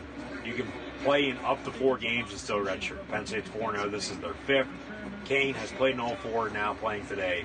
Redshirt burned will now play the whole entire season. What a catch by Nick Bowers near sideline at the 43-yard line. His 2nd of the afternoon. 1st down, Nittany Lions. Clifford put it out there for him. Nice diving catch by Nick Bowers, number 83. Penn State's had their fair share of damn good tight ends as well in their past. However, Penn State's obviously been known for linebacker U, but running back U as well, with some great with Lydell Mitchell, Franco Harris, John Capoletti, the only Heisman Trophy winner in Penn State football history, Kajana Carter, Blair Thomas, Curtis Enos, Larry Johnson, Tony Hunt. List goes on and on. But then the most recent great running back for Penn State, clearly Saquon Barkley, who was the number 2 overall draft pick last year in 2018 by the New York Football Giants, now out of action with an injury. He should return here within the next couple weeks, so potentially next Thursday night when the Giants will play the Patriots on Thursday Night Football in the NFL. Once again, check out my college football Week 6 and NFL Week 5 predictions, WWE Hell in a Cell, as well over on YouTube. Like, follow, and subscribe, Gridiron Ring, and myself, Cool Hand Luke 96 on social media. Chat, questions, and comments, always greatly appreciated. Like, and super heart button along with sharing this on social media. You want to move your business forward, but when your team is always dealing with device setups, app updates, and support calls, you can never seem to get anywhere. That's why Dell Technologies created Unified Workspace, powered by VMware. A revolutionary solution that lets you deploy, manage, support, and secure all your devices from the cloud, so you can stop going in circles and start moving forward. Monster schedules their wedding on game day. Sit on a coaster and get to beat up. With a dress code, a state shirt optional, and you don't have to bring us a gift. We already have a gazillion TVs. Buffalo Wild Wings. Roar! Introducing the Impossible Whopper with a patty made from plants, no beef. I've never had plant tastes like these before. Tastes like a Whopper? Tastes like a Whopper. Tastes like a big bird. Why? Introducing the Impossible Whopper, available nationwide, only at Burger King.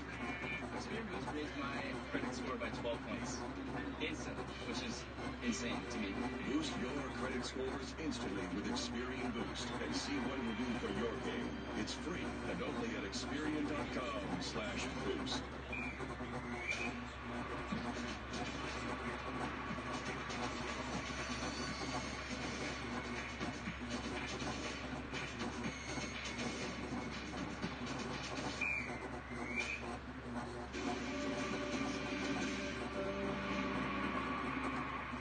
With the speed of Xfinity X5, you can stream live games from any corner of the house.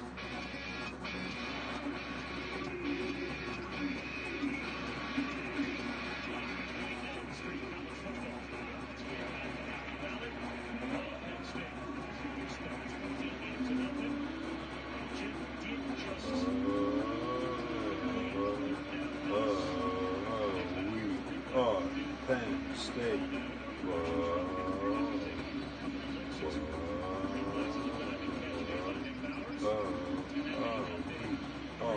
Penn State. 1st and 10 from the 43.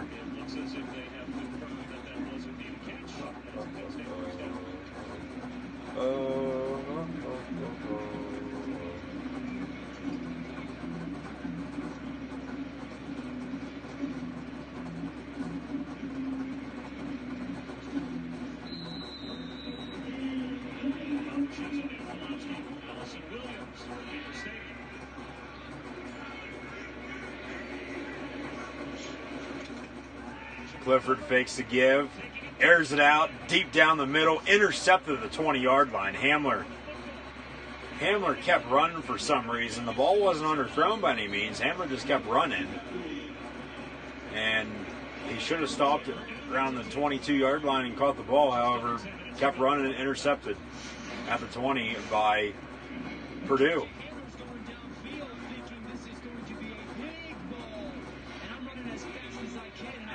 We will rock you. Defense got to step up now. Purdue with their best play of the afternoon so far. Comes on defense with an interception. All right.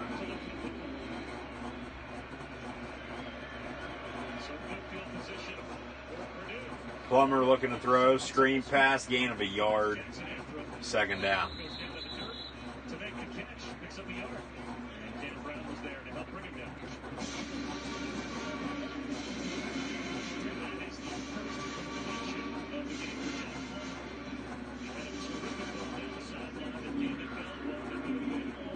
Big first down back in the first quarter, but that was wiped away by offsetting penalties.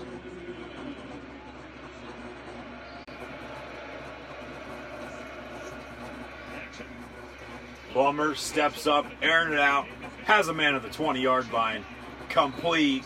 What a throw by Jack Plummer. 1st down as Purdue moves the chains. Penn State secondary getting beat. John Reed on the coverage. You always hear the term, go catch it at the highest point. David Bell did just that. Used that 6 to 3.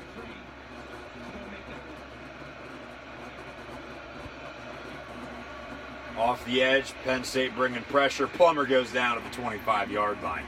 Fred Hansard on the sack.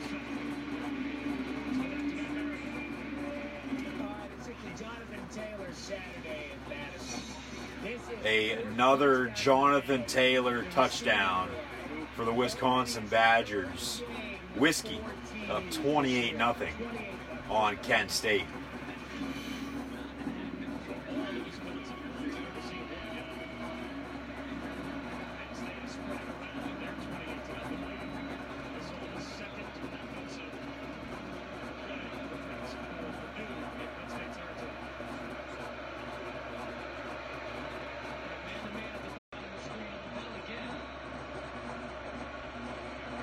Penn State with pressure once again. Plummer steps up, pump fakes. Gonna have to keep it now. Ran past the line of scrimmage. Gets about 8 yards on the run. Be third down, third and short.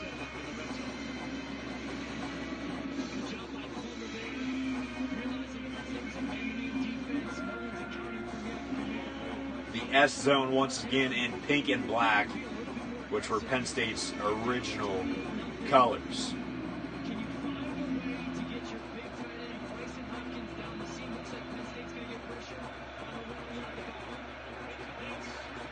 Plummer airing it out, has a man at the 2. He steps in the end zone, touchdown, Boilermakers.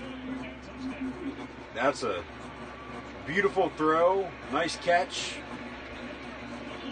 Way to know where you're at on the field as well. Stepped right inside the pylon, touchdown.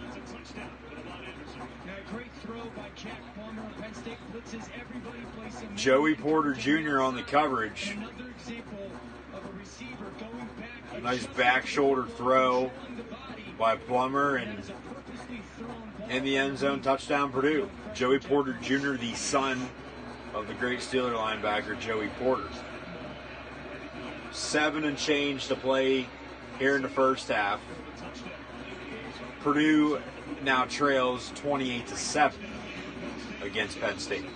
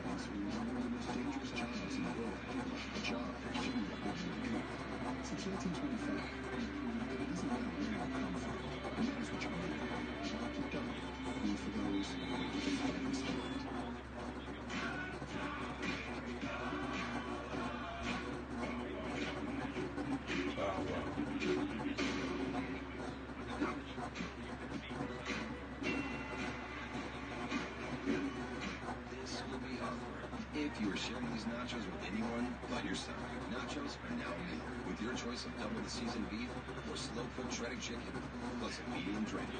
The $5 Grande Nachos box, only at Taco Bell.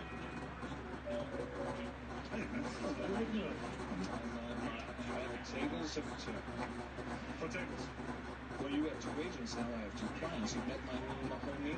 Actually, we're friends. Is that why we're here? Well, that's why I brought you here. I don't know why he's here. Aaron takes his fake agent everywhere. Well played, State Farm. Did we just have a quick slip? No, no quick slip.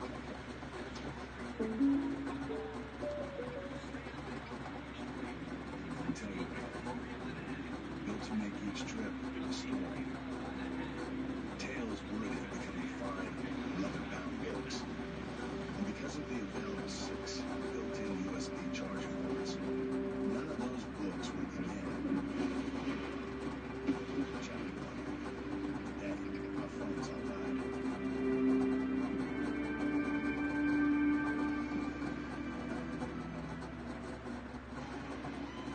This season, Taco Bell celebrating student sections and passionate fans like these by awarding the Live Moss Student Section of the Year. Penn State Gridiron Student Section already on the national watch list. And ESPN.com/Taco Bell to see how your school can compete. Get the committee's attention by using the hashtag Live Moss Student Section Contest. Now, why pink and black? That student section until 1890, those were the colors of Penn State. Adopted in October 1987 after a committee of 3 local representatives in the sophomore, junior, and senior classes were able to present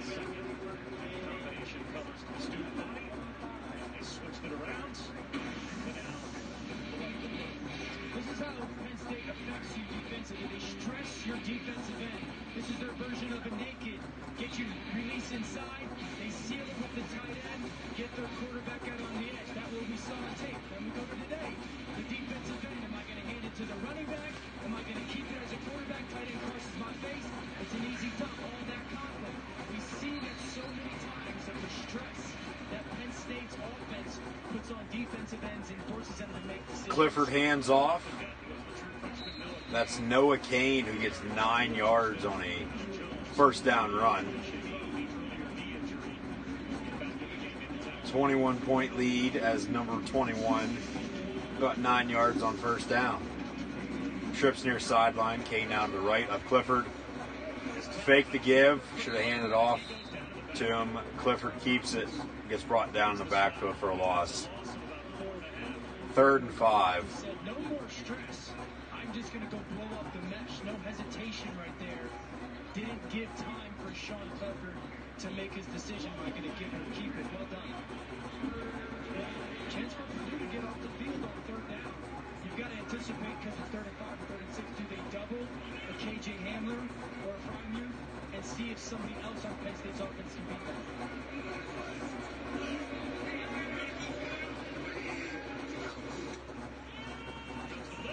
Screen pass. Noah Kane, first down, 35-40. Gets pushed out at midfield, first down. There's got to be some form of miscommunication by Purdue defensively. They blitz both inside linebackers. You're going to see this crossed off by both guys, and as the back goes out, nobody follows him. Somebody has to be responsible for their running back. But it was a nice job by Penn State getting into that bunch set, releasing the back that way. That brings 4 people there. If you blitz and don't have great communication, someone will be uncovered.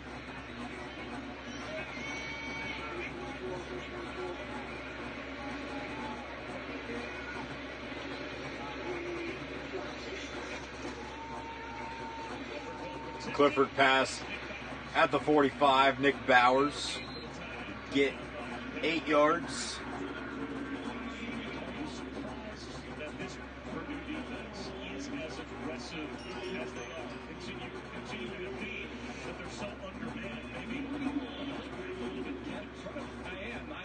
Just play some coverage, force the team to take some completions. 2nd and 2.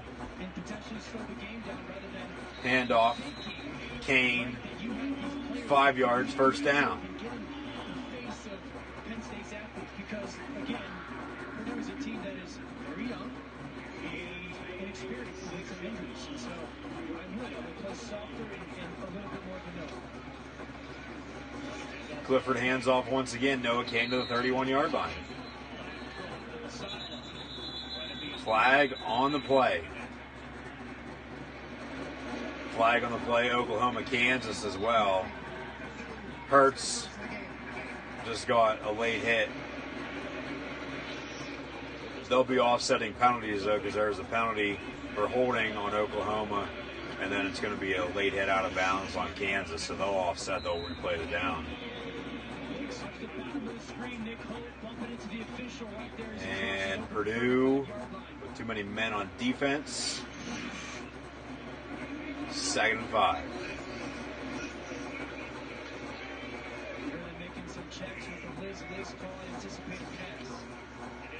Clifford looking to throw, steps up in the pocket, over the middle. Flag on the play once again, overthrows his intended target, number 11, Daniel George.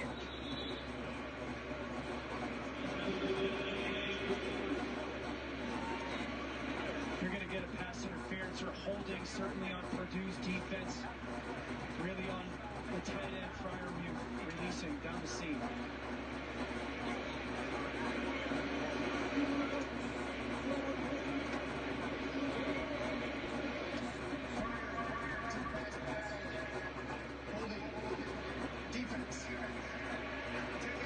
Holding on the Penn State, or excuse me, the Purdue defense on the last pass play from Penn State, which was incomplete. So 10-yard penalty, first down. One, the athleticism, but two, the fight to get through that contact really is what almost forces that flag to get thrown. Him trying to cross face right there.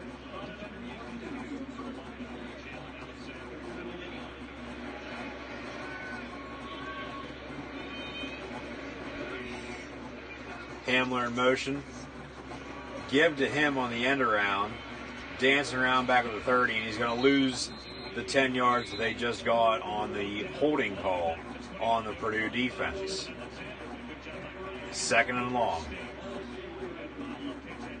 That's one of those plays where everyone's like, just go down north and south. But he's one of those guys that you take the bad with the 87 good, right? Like, there's going to have a play like that at some points, but then there's going to be so many moments where he makes something out of nothing. How about the design? A speedster like Hamler running an arm around the short side of the field. Would you not want him to the wide side of the field? Well, I mean, I think it's part of their play action game. Clifford steps up. Near sideline, incomplete. Threw it out of bounds. Dawson and Kane in the area. Incomplete. 3rd and 18. They brought the tail back on a fake run, so you're thinking that might keep some attention. And as long as you get that crease, it's still going to be okay. I'm just thinking fast guy, more pass out in front of him. I'll text Ricky Roddy, see if he would like some. Well, let me know what he says. 3rd down and 18. So right now, Sean Clifford in field goal range, right? Might just take a short completion, get a couple extra yards. Clifford gonna keep it, quarterback keeper. Gets 10, about 15. Going to be 4th and short. Penn State will attempt a field goal.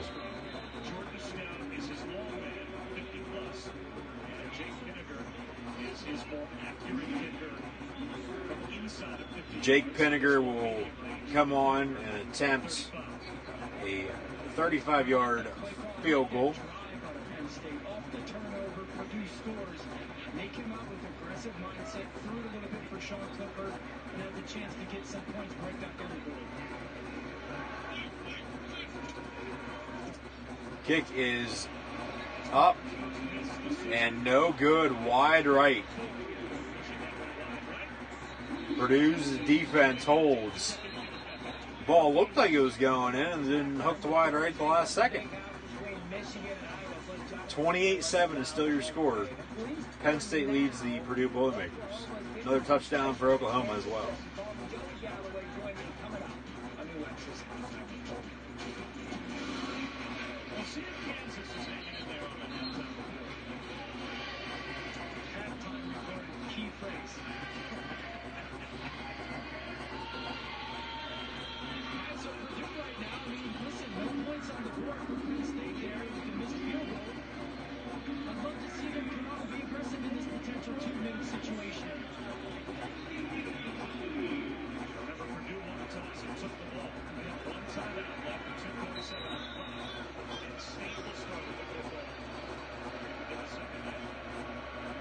.247 to play before halftime. Purdue with 1 timeout. Plummer looking to throw near sideline. Completed the 27. Actually, they say incomplete, out of bounds.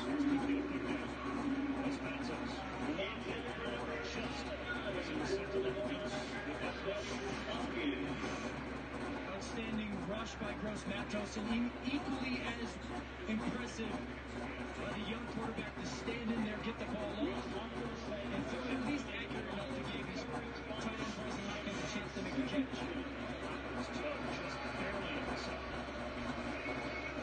Plummer fakes the give, has all day to throw, and then throws it away.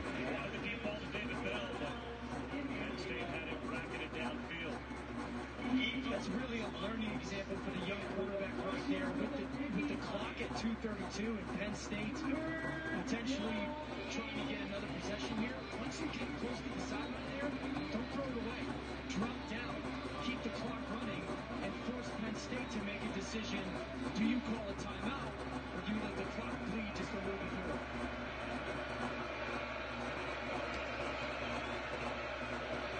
Man-to-man across the board for Penn State defensively. Can someone win one-on-one? Purdue looks to the sideline once again. 3rd and 10. Play clock winding down. And delay game. Purdue calls their 3rd and final timeout. No delay game. Guys, we Timeout Purdue. 2:32 to play before halftime. Penn State will receive the second half kick after Purdue won the toss, received to start the ball game. Penn State will receive to begin the second half here shortly. Timeout Purdue, 2:32 to play, down 28-7 to Penn State.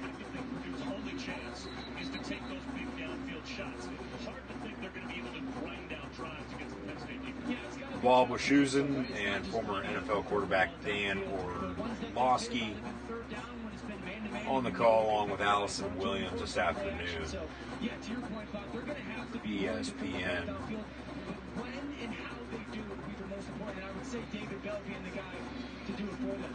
We've seen Wisconsin in person. We've seen Ohio State in person. Now a chance to see Penn State in person. Stacked up the Nittany Lions of what we've seen so far. When you compare them to the Big Ten, yeah, I mean, I would say athletically they're up there with their field. I mean, their team speed is so impressive. And Sean Clifford continues to get better and better about the game. So they're really right there in the conversation. Empty backfield, pump fake, sack back at the 8-yard line. Down goes Plummer. Shakatoni with his third sack of the afternoon.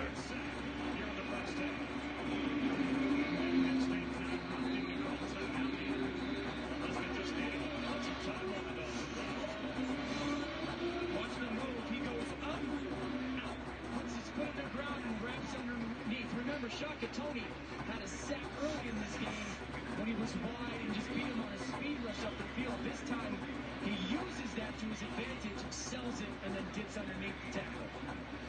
But this week on Sunday NFL Countdown, Randy Moss again ranks the best catches for today's college football action. Plus how Daniel Jones-Drew have turned him into the new king of New York. And a legend, Cowboys linebacker Lee Van Der Esch. Sunday morning, tomorrow morning. Sunday NFL Countdown on ESPN.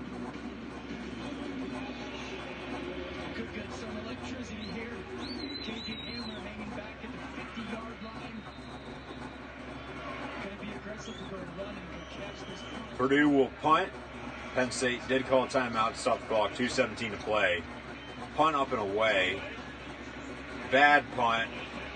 Bounces. It might hit a Penn State player. I don't know. Penn State hops on it, and it'll be Nittany Lion ball, it looks like, unless Purdue recovered that.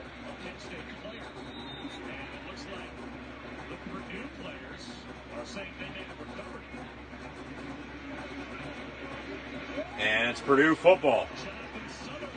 How the hell does that happen?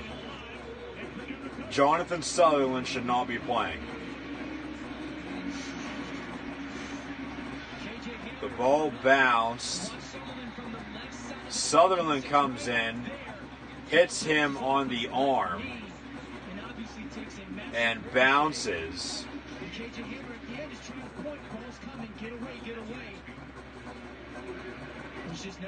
And Purdue hopped on it. They have no timeouts. 2:05 to play before halftime, down 21. Penn State wasted a timeout to stop the clock. Now don't even have the ball after the fumble. 2 turnovers by the Nittany Lions here in the first half. Handoff for Purdue. No gain on the play, second down and 10.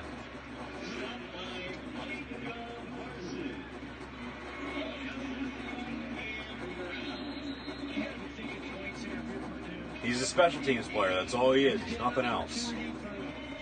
He's not that good. Maybe really get back into this football game. You need to be playing with some urgency and tempo here offensively. See if you can pop a run. LSU leading Utah State 21-6 at the half, led by Joe Burrow, who has a couple passing touchdowns.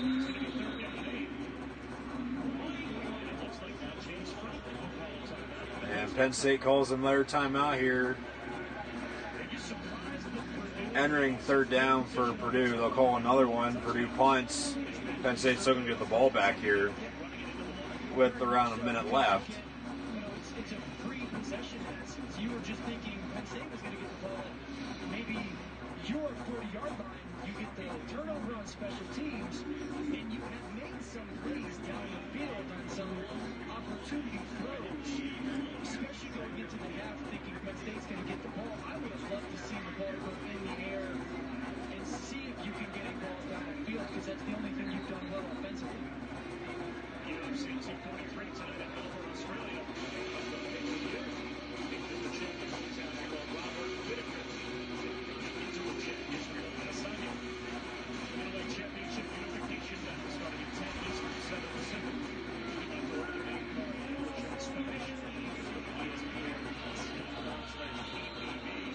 Big third down for Purdue.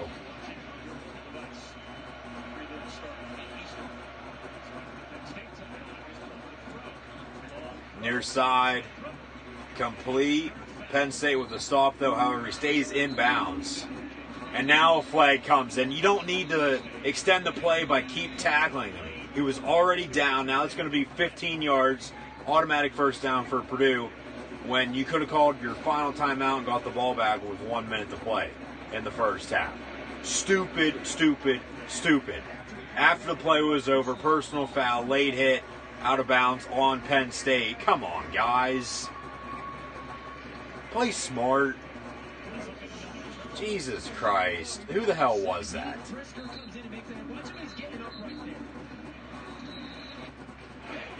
Good God.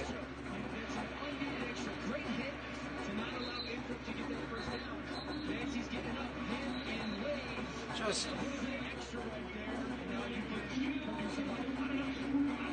I don't know what to say. I honestly don't. Like, 41-yard line for Purdue. Another first down. If they score points on this drive, and then this comes back to bite Penn State in the ass later on in the ball game, the fumble on the punt, and then a shuffle pass, that's a fumble. No? Incomplete? Roll it incomplete for Purdue on the shuffle pass from Plummer. See a replay. Plummer was going down and got rid of it. Sort of in the middle of a shuffle pass and a fumble, but good rolling. Good incomplete pass call.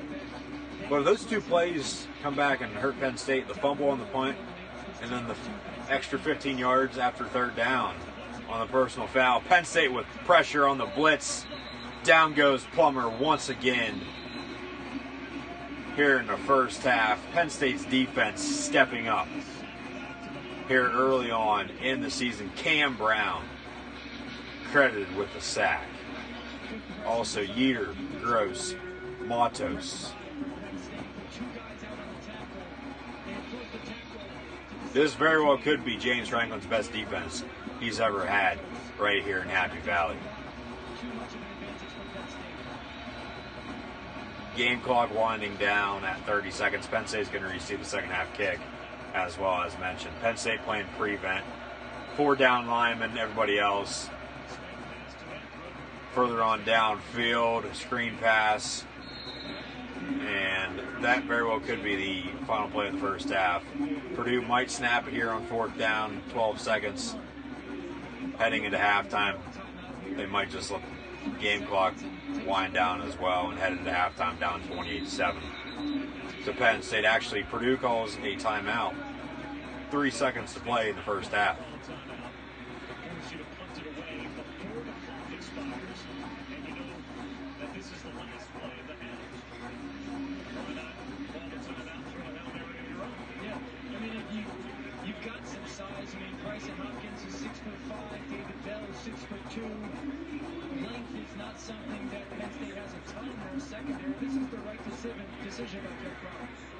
Hail Mary, field goal, a couple seconds back on the clock. The wave going on over in Happy Valley, so we'll do the wave here as well. Thanks for tuning in, guys, once again, and watching.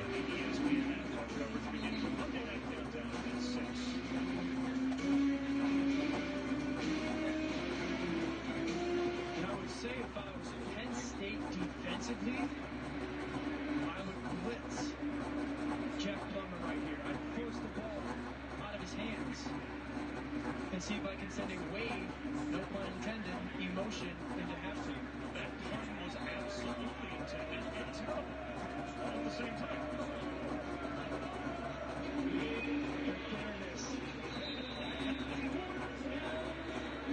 So, it could very well end up being the final play of the first half. Purdue, 4th and 12.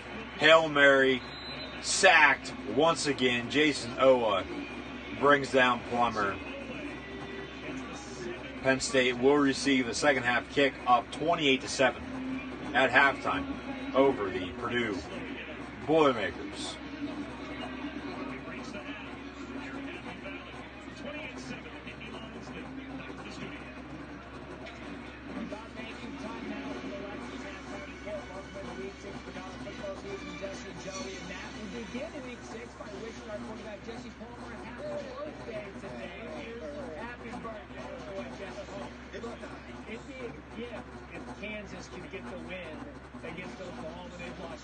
Highlights of Oklahoma, Kansas.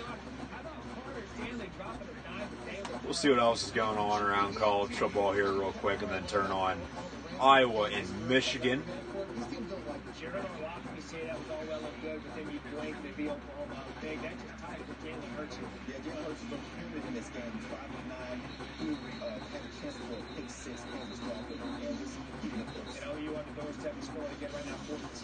What about LSU coming out of the bye week, taking on Utah State? Joe Burrow picking up for you like off there, kid. LSU struggled a bit early. Burrow pick. They also got stuffed on a fourth down, but now the offense is starting to make play. Burrow's got the lead as well. Just up and down, 1-yard touchdown right. LSU up 14-6 at this point. Later, he gets back to doing what he does much earlier.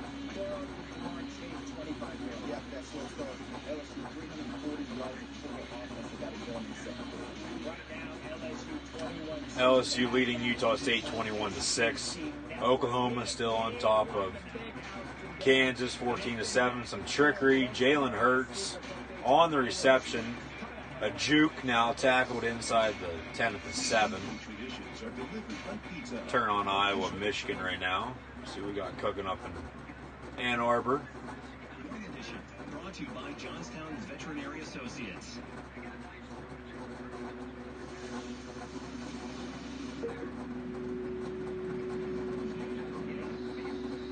How would you tell your life story in just 6 words?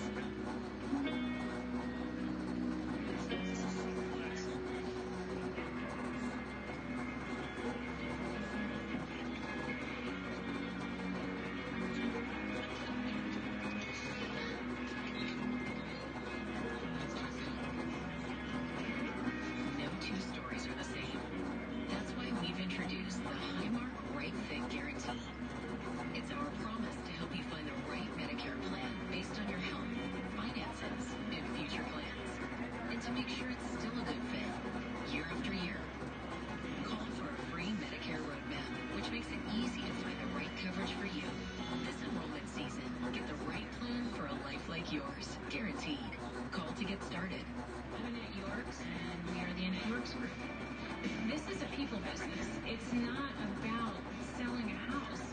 This business is about the largest purchase that most people make in their life. We have a professional photographer on staff. We have marketing brochures that are top-notch. And we also have our own stager. And we do floor plans of all of our listings. That's what we're all about with the Annette Yorks Group. Nailed it. Aaron Rodgers leads the Packers against Zeke and the Cowboys. It's a huge Week 5 doubleheader Sunday on Fox. Watch 8, the place to be for last man standing. Let me get you out of here. He's happy to alert. Packers truck is leaking gasoline into the water. We're standing on top of the bomb. We gotta go! Mag 1-1, all new this Monday on Fox. Welcome back. Halftime in Ann Arbor, Iowa, and Michigan. Michigan leads 10-3. A low-scoring, old-fashioned Big Ten matchup between the Hawkeyes and Wolverines. There's Rob Stone, Brady Quinn, Reggie Bush, Matt Leinart, Urban Meyer. We saw Rob Stone, Brady Quinn, and Matt Leinart last night at the Staples Center for WWE Friday Night SmackDown. Jonathan Taylor with a couple touchdowns here this afternoon for Wisconsin. Badgers leading the Kent State Golden Flashes in Madison, Camp Randall. Now they're getting involved in the pass game. I don't know what they're supposed to do. They need to get a 12 guy. That's what they need to do. They need to get that guy in there. And just seconds ago, Taylor from 48 yards out. He has 5 touchdowns already. Early on in the third quarter, Wisconsin leads 35-0. Jonathan Taylor, all 5 touchdowns for the Badgers. Purdue Penn State highlights. This year, surprisingly, the offensive skill is some of the best in the Big Ten. With Hamler and Dawson, here's a shot at Dawson.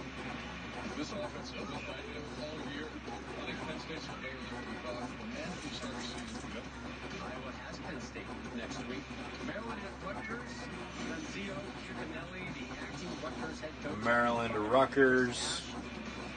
First quarter scorers not below. Josh Jackson, Dante Demas. Nobody is going to pull it. Was 10-7 Terps.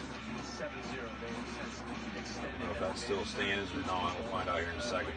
Talked about Penn State. Not a whole lot of folks talking about the Nittany Lions. Maybe more need to start showing here. Yeah, they should. I mean, as Coach noted, their defense has good team speed, good athleticism. Their offense, though, we're just curious, how is Sean Clifford filling the big shoes left by the Trace McSorley? And look, this Purdue team's down right now. They're missing their safety Marvin Grant, one of the single largest starting quarterbacks out, as is Rondale Moore, the best player. But, you know, this is a match where Clifford's really taken up both of his legs and his arm. He's been accurate as well on the downfield passes. Look out for this Penn State team, because I think Sean Clifford has a lot of those intangibles and the ability that Trace McSorley demonstrated throughout the course of his career at Penn State. So this could be a tough matchup, I think, down the road for these Big Ten East opponents. I think the two offenses we're just watching now, the Wolverines and Iowa, they don't have the big plays potential. You're watching Penn State now. Hamler, I saw him first day of last year. I mean, that's one of the top 2 or 3 athletes in the Big Ten. You're seeing Clifford, who took over for Trace McSorley, who was Penn State's top quarterback of all time. They thought there'd be a drop-off. Really impressive. They get better and better each week. And how do they get better? They're getting athletes in space. Really impressive.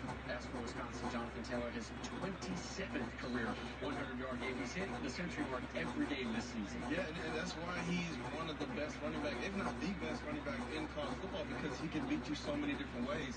And now they're getting him involved in the pass game, which only opens up everything else for all the other players on that team. So again, this Wisconsin team, they're just hitting a different cylinder right now. Their defense is smothering Kent State. I kind of feel bad for them right now. I think for both of these teams, Penn State and Wisconsin, for me, it goes back to the quarterback play. We talked about Sean Clifford, who's been really good and getting better. But in the moment, when you need to drive in a hostile environment when a game is close, because they haven't been tested so far, and that's credit to this team. They've been dominant. How does he perform? And then also for Jack Cohn, who struggled last week against Northwestern, only 100 yards and an interception. If Jonathan Taylor shut down, how does Jack Cohn perform in those types of situations? But they're all playing really good football, both of these teams, and both of these teams legit contenders to win Big Ten. Badgers, they got Michigan State next week. A couple of weeks down the road, they are in Columbus. That one is starting to grow and grow and grow. Let's go, bro. After a weather delay in Lawrence, unbeaten Oklahoma started like they left their game plan in the locker room. And the unexpected scoreline coming your way on the backside.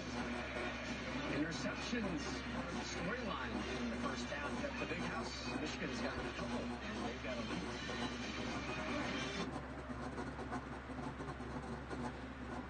Session sweeping the nation. They toast the cheddar in a cool way, but not like an Aussie-ass cool way. And there's only one place to get it. Toasted cheddar cheese. This Thanksgiving Day, toasted cheddar baked on the shell of the chalupa. The all-new toasted cheddar chalupa, only at Taco Bell. 150 years of giant wings, giant products, giant dreams, small steps and calculated risks. Because that's what we do. We run the numbers, and we're not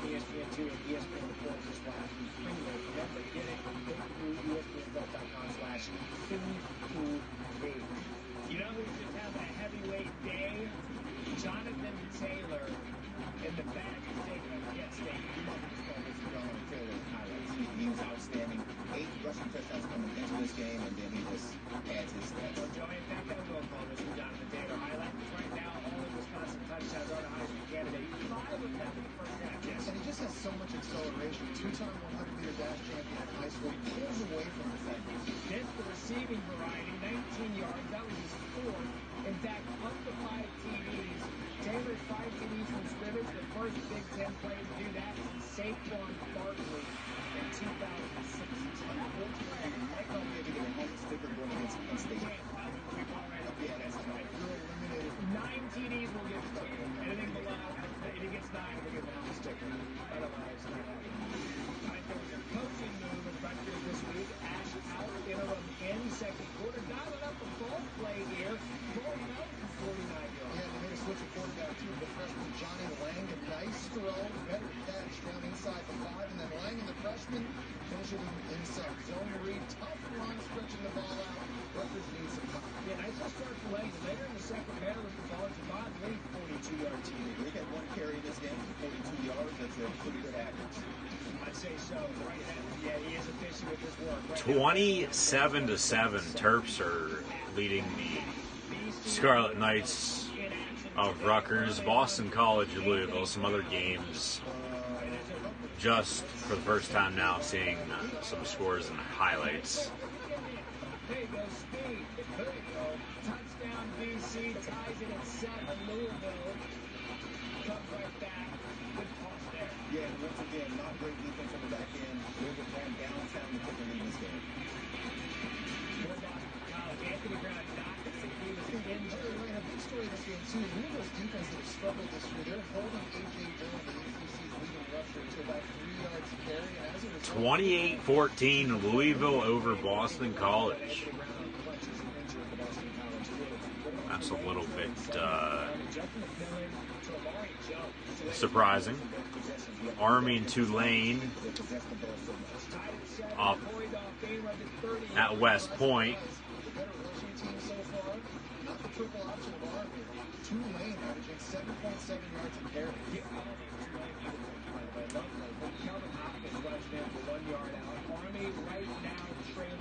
Tulane leads Army 21-14 as they begin the second half. 1-1 for my predictions so far this week, with the game on Thursday and a game last night, Friday. I got Temple over East Carolina right. However, last night, Central Florida lost to Cincinnati, so I got that one wrong. I have Penn State over Purdue. I have Oklahoma over Kansas. Those two look so far so good. Also, Michigan over Iowa. Oklahoma State was trailing Texas Tech 20-0. TCU, Iowa, not yet underway. Kick got pushed back due to weather. Maryland, Rutgers, Terps are leading on the road, and then Army, as mentioned, just down only 7-2 Tulane at West Point. So, average so far for my predictions. Later games, Auburn and Florida, Texas, West Virginia. I'll be watching both of those at the same time coming up at 3:30 on both CBS and ABC respectively. Virginia Tech also at the U. Arizona, Colorado, Georgia, Tennessee. I got the Dogs over the Vols. Michigan State, Ohio State. Buckeyes, I think, will defeat the Spartans. Also, Cal and Oregon and Washington and Stanford in the Pac-12 after dark. Now, tomorrow in the NFL, we got Ravens Steelers at 1 o'clock. That'll be on CBS. And I will be live right here on Periscope doing live reactions, play-by-play of that ball game, so be sure to tune in for that. Also, tomorrow evening, WWE Hell in a Cell. Catch tail end of Packers, Cowboys, plus WWE Hell in a Cell, along with Sunday Night Football, Colts, and Chiefs. Chat questions and comments, always greatly appreciated. Halftime right now during Penn State and Purdue. But tomorrow in the NFL, Ravens, Steelers, Vikings, Giants, Falcons, Texans, Bills, Titans, Bears, and Raiders across the pond in London, England.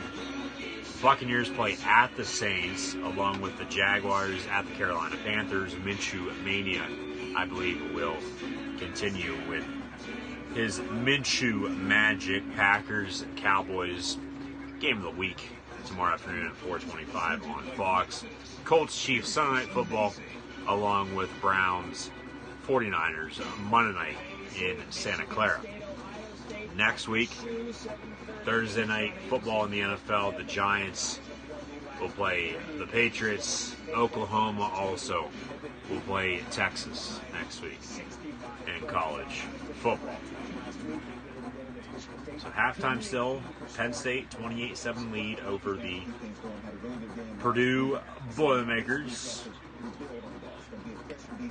Talking about Michigan State, Ohio State later on tonight, previewing that a little bit with Joey Galloway and Jesse Palmer during the halftime show. In my opinion right now, even though Ohio State is the 4th ranked team in the country, and I think a lot of people are in agreement of this right now, Ohio State's the best fucking team in all college football right now. It's not Alabama, it's not Clemson, it's not Georgia, it's not Oklahoma, it's not LSU. Oklahoma almost returned a punt for a touchdown, but flag on the play, got pushed out of bounds as well. Ohio State, big win on the road last week against Nebraska. They shut out Cincinnati at home at the beginning of the year as well, who just defeated Central Florida. Ohio State, the way Justin Fields has been playing in his first year as the Buckeye starter. Ryan Day, first-year head coach, taking over for Urban Meyer. I thought there would have been a little bit of a letdown, a drop-off for the Buckeyes, but they're still playing some damn good football, if not better football, than what they did whenever Urban Meyer was there as the head coach for the Ohio State Buckeyes. So I believe, and everybody has their own opinion. You guys can let me know in the comments below, either right here on Periscope or over on Twitter if you're watching on playback. Links for social media are in the description below. I believe Ohio State right now is the best team in the country. However, they're still ranked 4th because Alabama's 1, Clemson 2. They fell from 1 to 2 after a 1-point victory over North Carolina on the road last week at Chapel Hill, 21-20. So Alabama off this week. They jumped back to number 1. Clemson 2, Georgia's 3, Ohio State 4, Oklahoma and LSU as well. Touchdown Sooners, 20-7. Jalen Hurts another touchdown pass. C.D. Lamb. As the rain is falling in Lawrence, Kansas. Oklahoma for sure still going to win this game. Just only right now at halftime. Halftime for most of these games for the noon kicks in all college football. It's normally like this around this time for the noon games every week, and then also around 2:30, quarter till 3 for the 1 o'clock kicks in the NFL, as mostly at that point in time for both college and the NFL, that's when all the games are at halftime. So halftime report right now, right here live right on Periscope. Gridiron Ring, Gridiron 18, myself, the Encyclopedia Sports, your host, Cole Luke 96. Like, follow, and subscribe. Gridiron Ring, Gridiron 18, and myself, the Encyclopedia Sports, your host, Cole Luke 96, on social media. Links are in the description below. If you're watching on playback on YouTube, just take a screenshot, folks. It'll last longer. Like, follow, and subscribe. Facebook, Twitter, Instagram, YouTube, and right here on Periscope. Chat, questions, and comments. Always greatly appreciated. Like, and super heart button as well, along with sharing us on social media.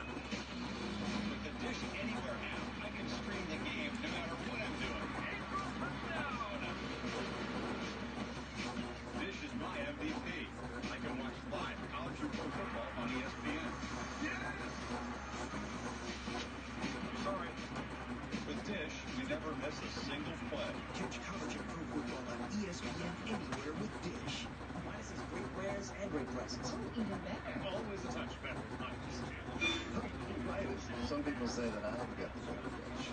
Get $100 off instantly on select Goodyear and Cooper tires. Request an appointment today.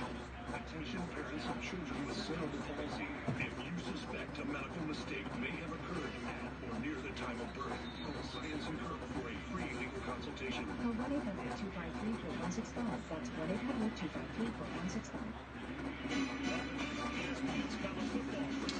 1-800-253-4165. Second half about to begin right here in Happy Valley over at Beaver Stadium. Penn State will receive the second half kick. There's Sean Clifford warming up on the sideline. Penn State leads 28-7 in this Big Ten showdown during the first weekend of October. A nice fall autumn afternoon right here in central Pennsylvania. Sun is out, so sun's out, guns out for some students, I would assume, over in University Park, but sun's out. A little bit chilly though. It was about 30 degrees this morning, has since warmed up to about 50, 55. Best time of the year. Not too hot, not too cold, just perfect. Towards the end of the first half, that was a big theme for them. Can they keep that effort up and stay positive? And he said at the half it was fairly positive, but offensively they touchback on the kickoff. Michigan, Iowa also back to the action early in the second half as well. Wolverines still lead 10-3. It'll be first down and 10 for Penn State with 15 minutes on the dot to play here in the third quarter as we are now officially beginning the second half. First and 10 from the 25-yard line. Get some points, at least a field goal attempt, right? They've got a field goal kicker that can hit up to 60 yards, but I get understood. Listen, Brom's in a tough spot. And for some reason, they have the ball at the 30-yard line.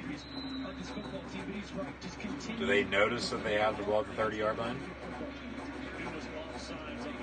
Okay, offsides on the kickoff, 5-yard penalty to the 30-yard line. That makes sense now, okay. Clifford and shotgun, first and 10, handoff. Journey Brown, fake the give to him, over the middle. Incomplete. Just run the football. Get the run game going here early on in the second half. Build your lead. Run away with the ball game then, and pick up the win and head into Iowa City then next week in a matchup versus the Iowa Hawkeyes. Second and 10 from the 30. Looking to throw once again. Ball deflected, incomplete. Run the damn football. He gets hit by Derek Barnes on play number 2 to start off the third quarter. Now, I'd say this is on Sean Clifford. You want the ball now. And he's just a blink late, and that's what allowed Barnes to get contact on that right arm. He could have let that ball go sooner to the sideline. Third and 10.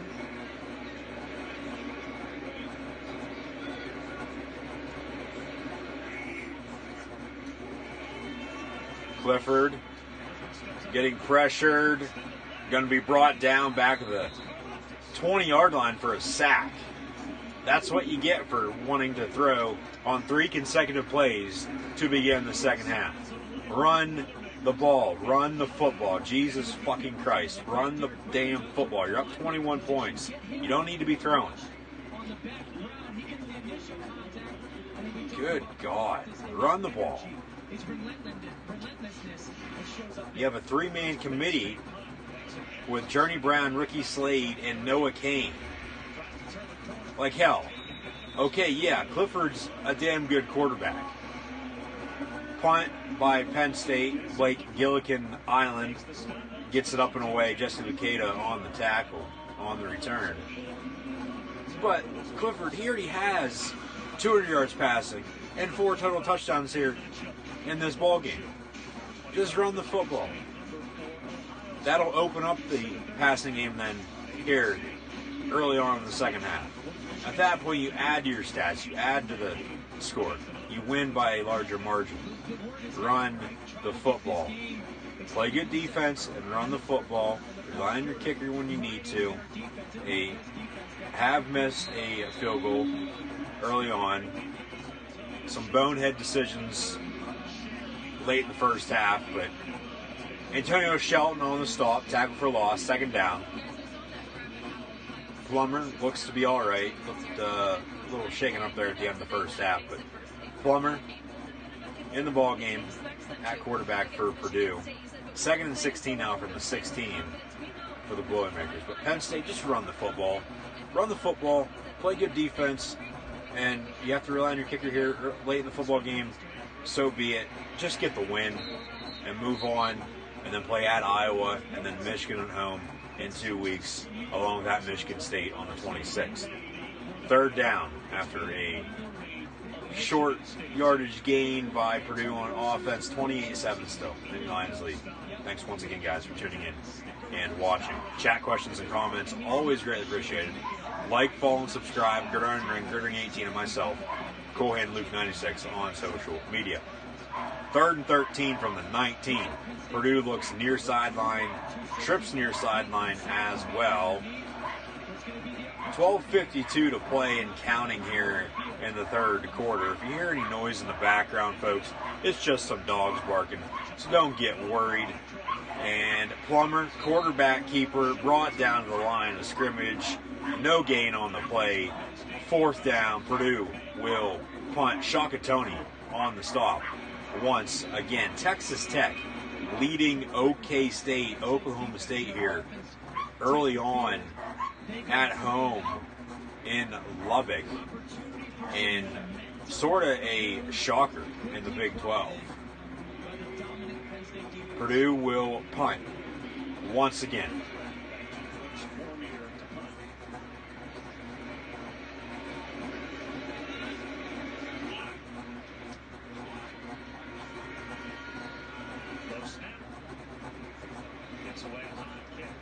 Stay away. Jonathan Sutherland, fair catch by Hamler. Ball bounces out of bounds.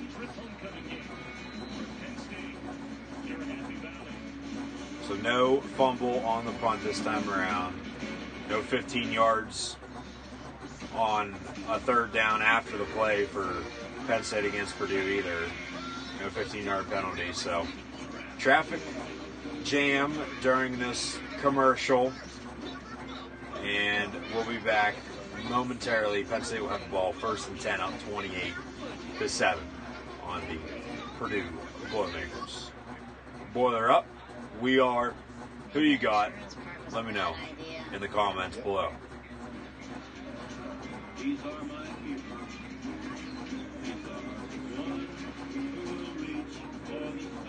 Highlights of Iowa, Michigan.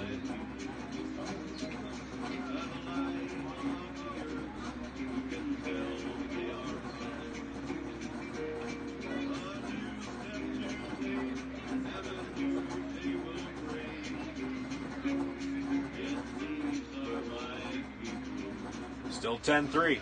Michigan still leads Iowa 10-3 in the third quarter. Purdue Penn State highlights now.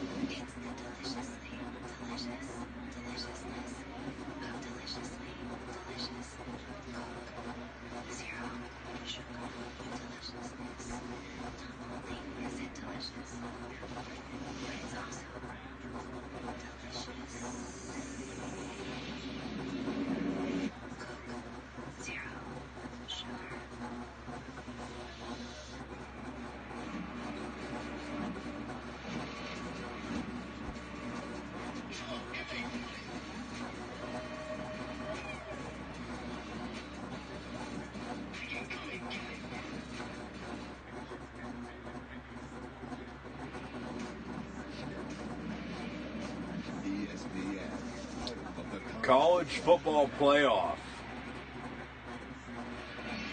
End of December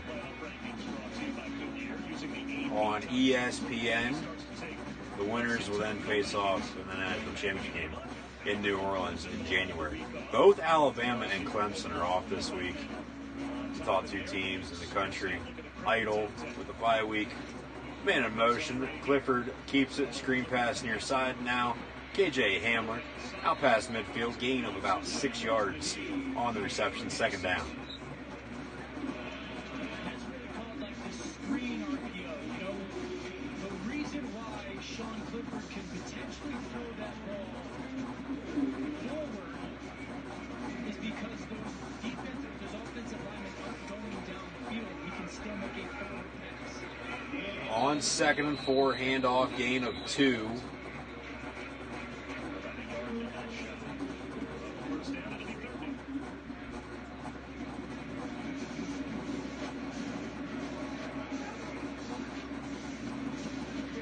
That was Devin Ford on the carry, so it looks like they're burning his red shirt here today as well, and Penn State will move forward all season long with a 4-man committee at running back. Ford keeps it.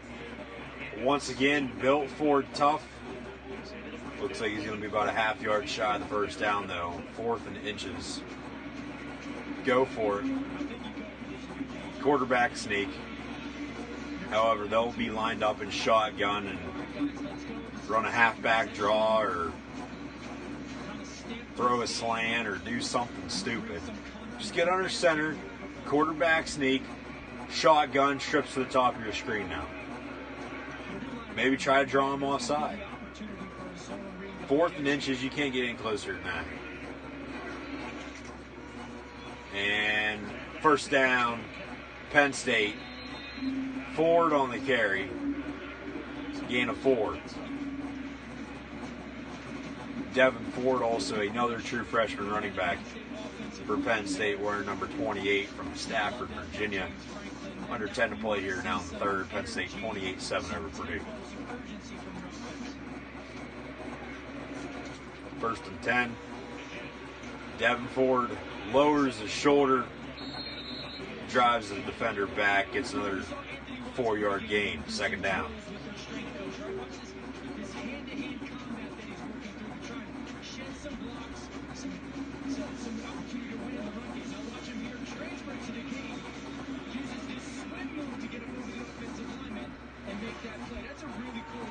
Clifford looking to throw.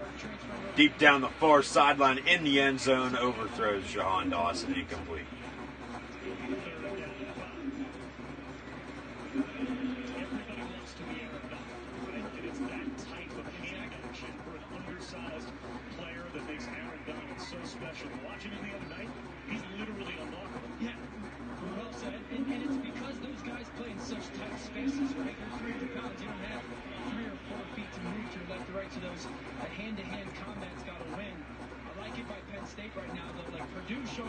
Third and 5. You should be able to get the middle of the field on a seam route here.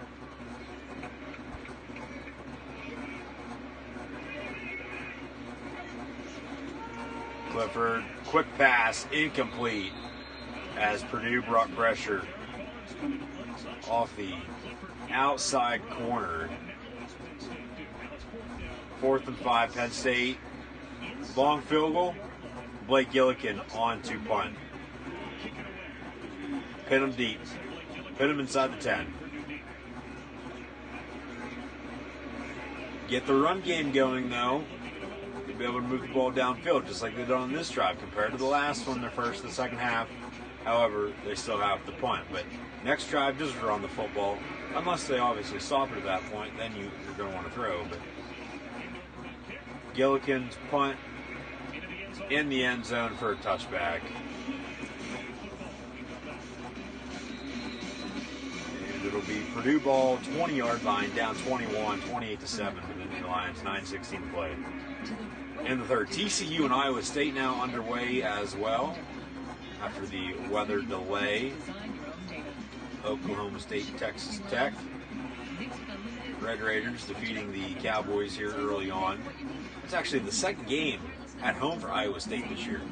They've had a weather delay.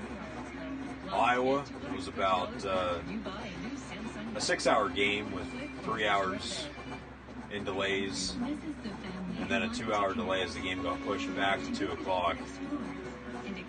But now underway in Ames. West Virginia hosting Texas this afternoon. In Morgantown at Milan Puskart. Last year, Will Greer, they're showing highlights of that. Last November, Will Greer with a 50-yard touchdown pass right on the money. And West Virginia went down to Austin and defeated the Longhorns. Will Greer now in the NFL with Carolina Panthers. So Texas now on the road at West Virginia trying to get payback before playing Oklahoma next week in the Red River rivalry. Seems like it's frozen. With Capital One, you can open a new savings account in about 5 minutes and earn 5 times the national average. Open one from here or here in a Capital One cafe.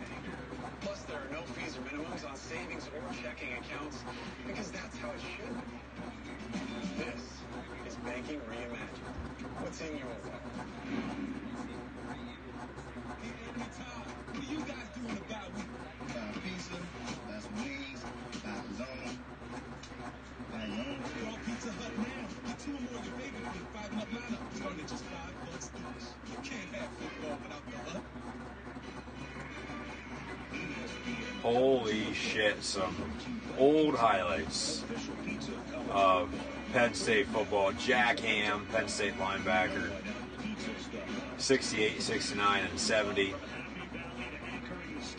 Played with the Pittsburgh Steelers alongside Jack Lambert as well. Now has been on the call for Penn State football on radio alongside Steve Jones for the last 20 plus years. They're up in the booth for today's game versus Purdue. Penn State football greatest of all time, Jack Ham. All-American, only Penn State player inducted into both the College Football and Pro Football Hall of Fame. Honorable mention, Saquon Barkley, LeVar Arrington, John Cappelletti, Lenny Moore, Franco Harris, Larry Johnston.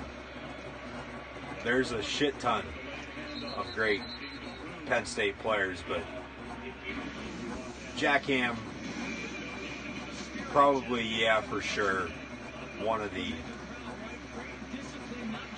if not the best, so says ESPN, Penn Stater of all time.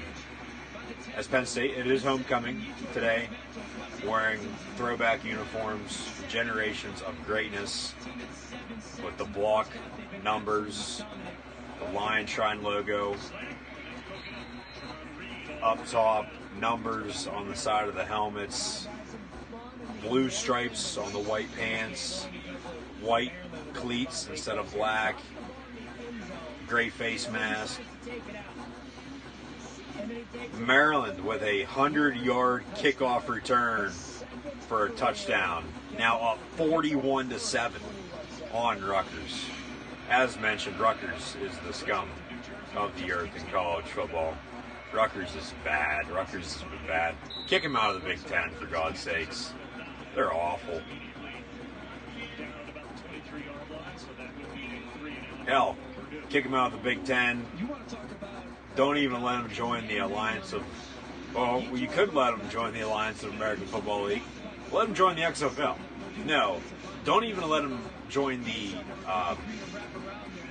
AAC, the American Athletic Conference, with Central Florida, Cincinnati, so on and so forth. However, if they did get demoted from the Big Ten, that's probably where they'd end up. No, let Rutgers drop to Division 10, because Rutgers is god-awful at literally everything that they do. No offense to the state of New Jersey, the city of Piscataway by any means, the university as a whole, but they're just awful. Rutgers sucks. Yeah, they think they're top dog. No, I'm sorry to say, but they're not. Commercial break. Penn State leads 28-7 over Purdue. Maryland and Rutgers, they both got shut out last week, as mentioned earlier. Maryland 59-0 over Penn State. Michigan 52-0 over Rutgers. And now Maryland 41-7 over Rutgers today. Like, who would have thought? Like, a shootout maybe, but not 41-38, or not a blowout, not 41-7. A shootout for them is 20-17 because they both suck. Maryland, they did start out strong, put up 79 week 1, 63 on Syracuse then week 2, and then lost to Temple and lost to Penn State. Now 2-2 playing at Rutgers this afternoon. Rutgers, god awful. I'm just so sorry to say it, but they are. And like I said, they fired Chris Ash after last week's loss to Michigan. If Rutgers wants to get back to being a good program, not going to say an elite program because I don't think they've ever been elite, but go out and hire Greg Schiano. He's not doing anything right now. He's not an assistant coach anymore. He was at Ohio State, but not anymore. He's a former Rutgers head football coach, left to go to Tampa Bay in the NFL with the Buccaneers, got fired there after a couple years because he couldn't hang in the National Football League. He's more of a college coach. Go out and hire Greg Schiano if you're Rutgers. You know he's won there before. You know he could probably win again. Yeah, now, however, Rutgers is in the Big Ten compared to them being in the Big East with Pitt and West Virginia and Syracuse, along with Louisville and company, back about 10, 12 years ago now, before all this conference realignment, before Schiano left to go to the NFL. And he's bounced around a little bit. You know, like I said, he's been at Ohio State most recently, but Rutgers. Now, I said a couple weeks ago after Pitt lost to Penn State, Pitt fans are calling for the Pitt AD to fire Pat Narduzzi, for Pitt to go out and get Greg Schiano. Now, okay, if they do in fact fire Narduzzi, however, I don't think they will now because they beat Central Florida last week, or 2 weeks ago, excuse me. Narduzzi will stay put. Now, if they do still fire him, you know, I don't know. I mean, that's Pitt. Affleck trivia question now. Which 4 FBS teams are playing 11 Power 5 opponents this season? That's a tough one.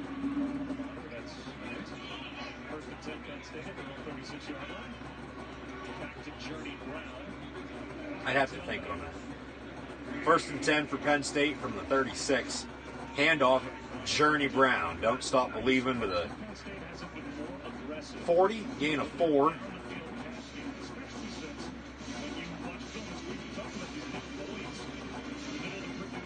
But I know I said Schiano to Pitt. Still be a good fit, I think. But with Rutgers already open, get the deal done by the season's end so you don't lose them to somewhere else, say like Pitt or even somewhere else if somebody would want to hire him. Rutgers, go out and get Greg Schiano. I'm trying to help you out. It'd be better for the whole conference in the Big Ten. Maybe Rutgers could get back to winning more than a half a football game a year, so we'll see what happens. The coaching carousel is going to pick up here pretty soon as well within the next month as we'll get towards the end of the season. Also in the NFL too. So 3rd down and 6 for Penn State from the 40-yard line. KJ Hamler in motion. Screen pass though near side. Journey Brown gain of 2. Purdue with another big stop on defense. However, they cannot capitalize on offense. Hence why they're still down 28-7 to Penn State. 6:30 to play in the 3rd quarter.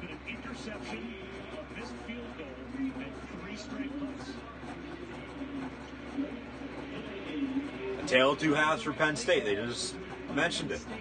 Penn State, early lead, 28-0. Some bonehead decisions there at the end of the first half. 3 straight punts now early in the second. And I get you're still up 28-7, but you'd like to see some movement on each drive, whether or not you end up punting or not, especially entering this hell month of October, in my opinion, with Purdue today at Iowa next Saturday night, Michigan in 2 weeks here at Beaver Stadium, and then on the 26th at Michigan State before another bye week. On the punt, the ball actually hits off the head of a Penn State defender. Flag. That's illegal touching, illegal contact by the kicking team, I believe. It'll be a 5-10 yard penalty for Purdue.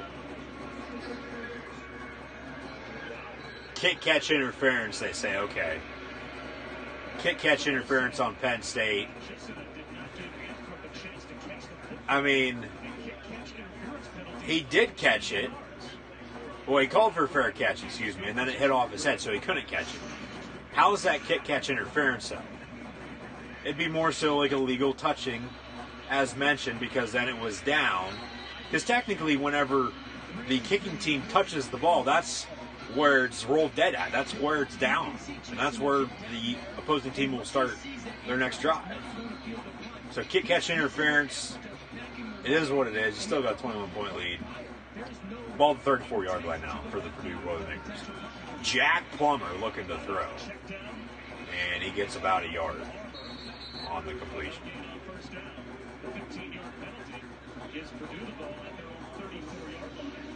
Penn State has stalled here, as I was talking about.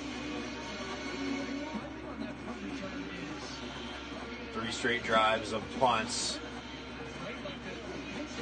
Franklin yelling at the refs.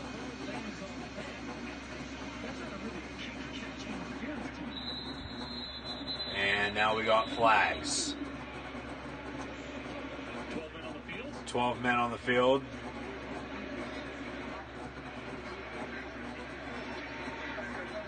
Five-yard penalty, replay second down. Illegal substitution. 12 men on the field for the Boilermakers.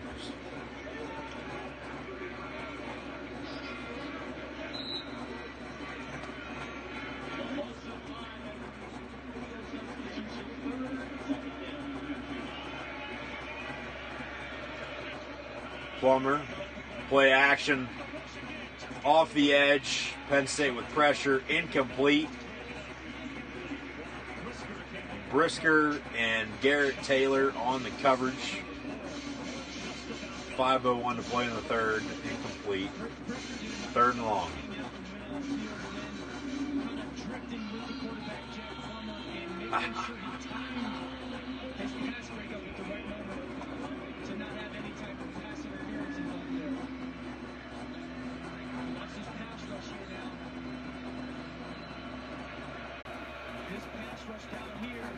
Somebody went on the edges. They try to screen behind it, and it's off the head of King Doru. Again, it was Tony getting through, but they let him go through, and they tried to use Penn State's aggressiveness against them. But King Doru lost his footing. The inside is Penn State only rushes 3, and those backers are waiting there for it, and Doru just gets his head around at the last, kind of a second too late, because there might have been some space there. He could get his head around. They had that set up. So here's Cormier to punt again.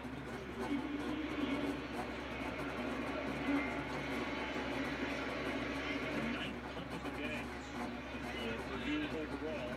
The 5th time Cormier has had a chance. Purdue now with 9 punts. They've had to use 2 different punters, almost blocked. Actually gets deflected. Ball is shanked. Purdue roll, though, inside the 30-yard line, and that's where it's going to be down at. First down and 10, Penn State, when we come back. Studio update, what do we got here? LSU, Utah State, Joe Burrow, another touchdown pass. Tigers on top. 35-6 on the Aggies, 2:03 to play in the third.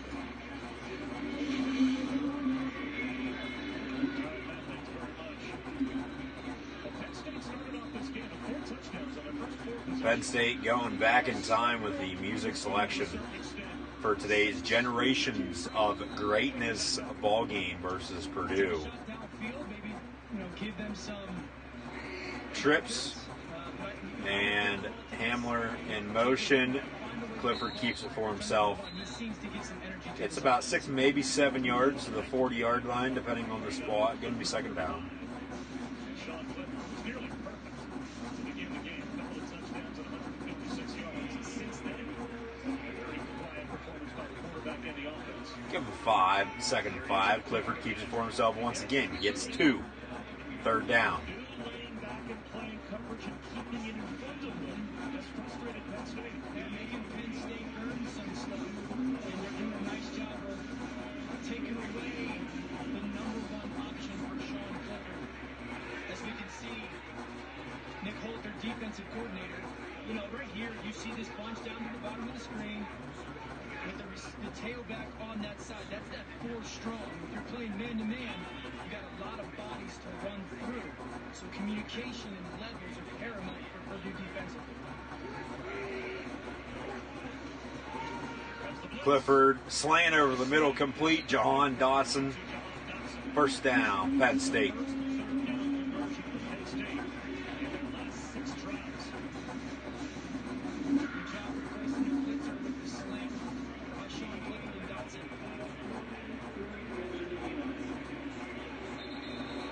Whistle.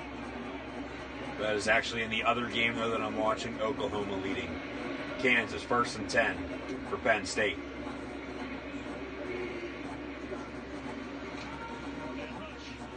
And pass complete near sideline. KJ Hamler out past midfield. Tackled at the 45. Gain of about 13 yards. First down.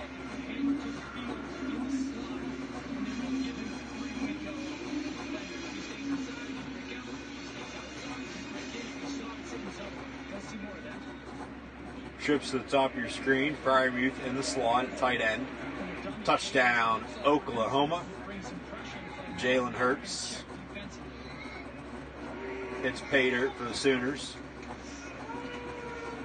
Clifford, quarterback keeper once again. Gain of 3 yards.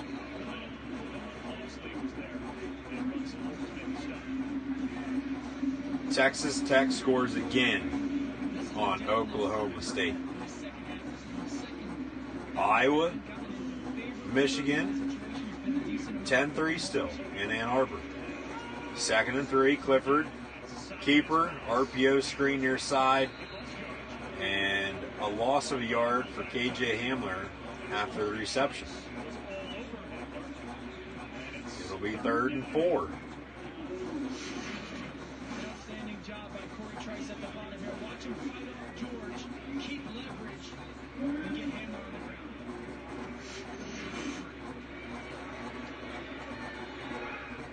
This is something Purdue's done. They got 5. Penn State up to this point has only played a half of football. You need to play a full entire game from start to finish like you have all season long. And it's been a tale of 2 halves. They have not been able to get anything going since like 5 minutes to play in the 2nd quarter. Flag on the play, injured Purdue Boilermaker down. Incomplete pass on the shuffle pass from Clifford to Ricky Slade. It's going to be a holding on Penn State. Penalty's going to be declined. 4th down. Penn State will punt once again. Jesus Christ, come on. Let's get something going. Watch Fries right here as this guy loops around. You got to keep playing from start to finish. You just can't stop playing around halftime and still expect to win. And start looking ahead to your next opponent in Iowa and then Michigan and Michigan State. It's only going to get tougher. As mentioned, in my opinion, October, I've said this since the summer, for God's sakes, October's going to be hell for them. Anywhere from 4-0 to 0-4. Anywhere in between. Highlight of the Hurts touchdown run a moment ago, 28-7. Sooners lead the Jayhawks. Texas Tech, 34-14 on OK State. Probably the biggest surprise so far of the afternoon. It's a tough one for Oklahoma State, a ranked team. And right now they are struggling in Lubbock and struggling to get off the field as Anthony Watts. For a banged-up Purdue team that can't suffer any more injuries, and that's a very important play.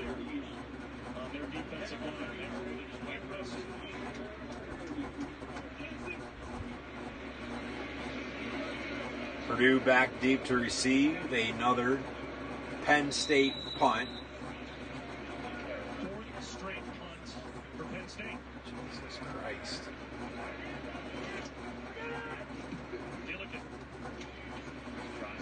And ball going to be down inside the 5 of the 4.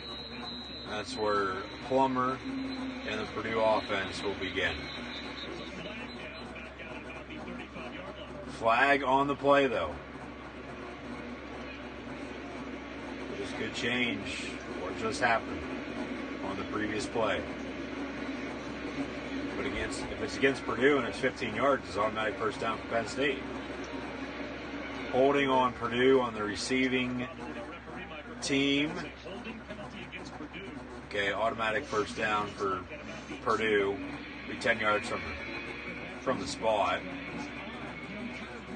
Now a little kickstart my heart. Hopefully that'll pump Penn State's defense up to kickstart something here at the end of the third quarter to pick up the win in the fourth. Maybe it's going to kickstart something, though, for Purdue and lead to a comeback.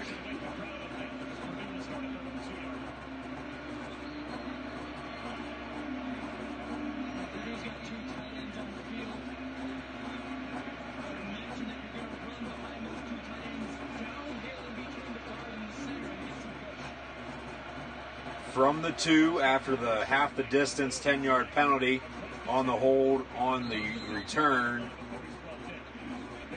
And now a 14-yard run to the 16-yard line by Purdue on first down.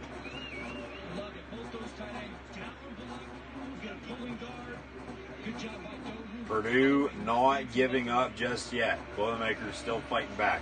Out of the pistol, another handoff. And P.J. Mustafer, number 97 on the stop for the Nittany Lions on defense.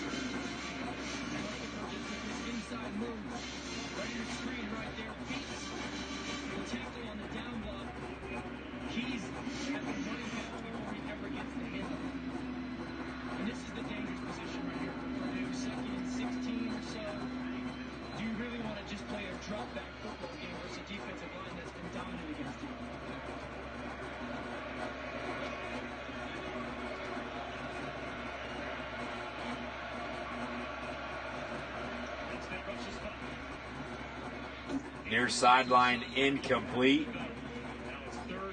3rd and 15 with 15 seconds in the third.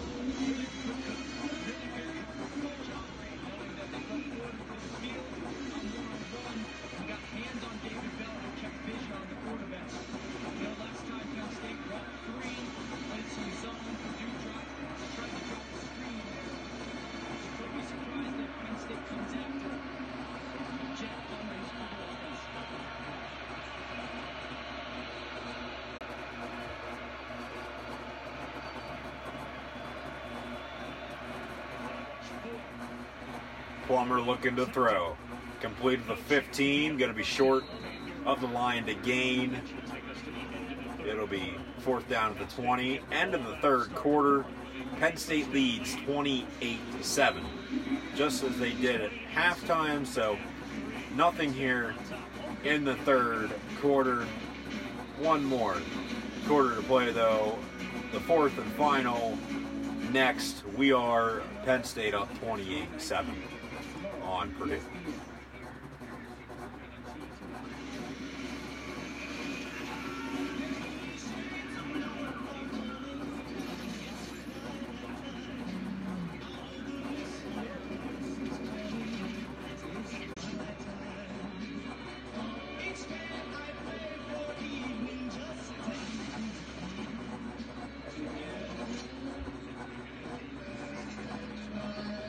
Check in on Iowa and Michigan. Still 10-3. They just started the fourth and final quarter as well. Another Oklahoma touchdown. Flag on the play, though.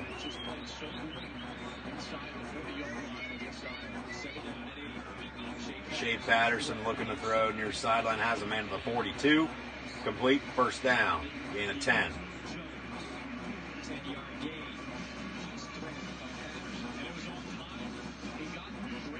action from the offensive line. Watch him hit his last step. One hitch, and the ball is out.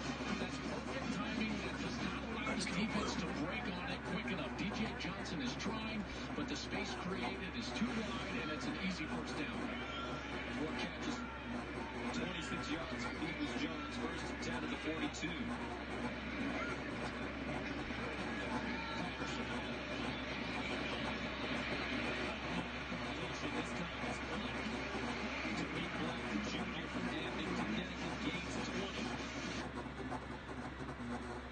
Michigan starting to drive.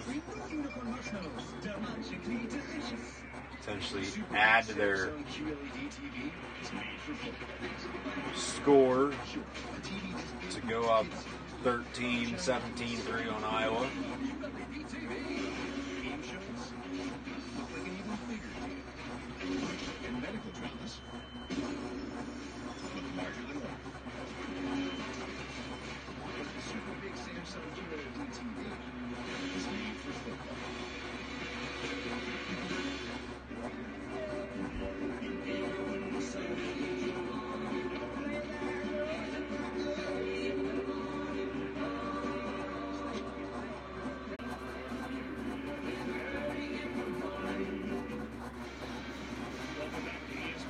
Start the fourth quarter now in Happy Valley. 28-7. Penn State leads. We are Penn State. Purdue will punt.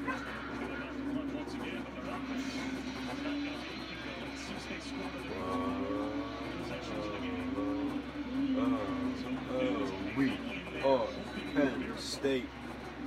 4th and 7. KJ Hamler back deep to receive for the Nittany Lions. Almost blocked on the punt once again. Fielded, actually Hamler lets it bounce. And it'll roll to the 30-yard line once again. That's where Penn State will start. Their first drive of the fourth quarter. Aflac trivia question. Which 4 FBS teams are playing 11 Power 5 opponents this year? Purdue, Boston College, Stanford, and West Virginia.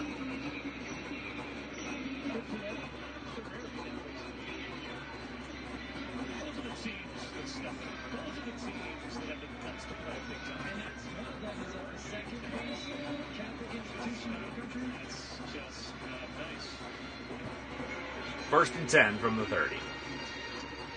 Clifford looking to throw. Dumps it off. Noah Kane gets a yard.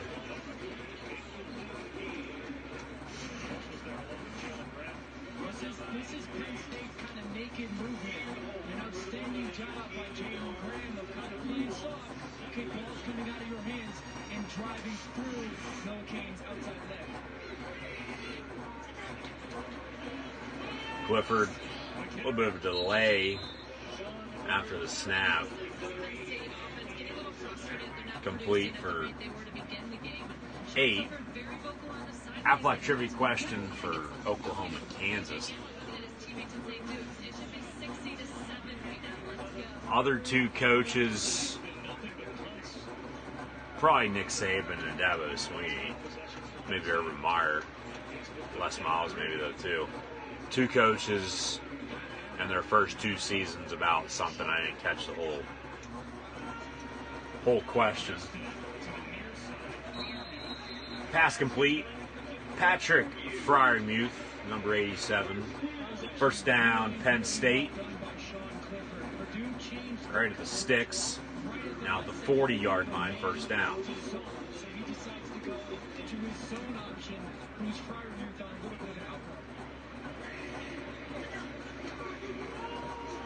Handoff, Noah Kane.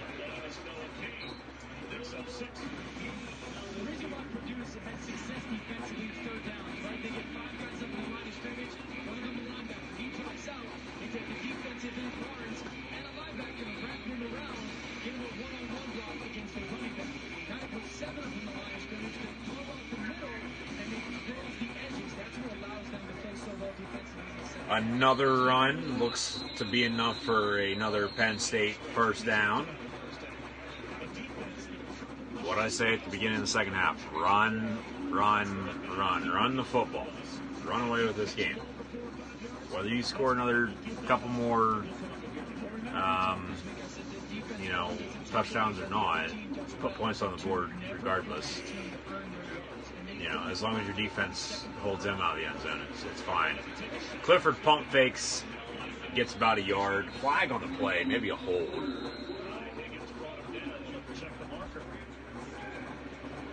Larry Coker and I believe it was either Chip Kelly or Mark Helfrich was the other coach, the two coaches before Lincoln Riley to do this or that for the athletic trivia question. Like I said, I didn't catch the whole thing, and then I totally missed the answer as well, but I did see Larry Coker was the first listed, so if you guys wish to look that up and let me know, or if I feel like it, I'll look it up later and let you guys know. So Oklahoma's still up on Kansas, 28-7. Penn State on Purdue, 28-7 as well. 2nd and 9 from 48.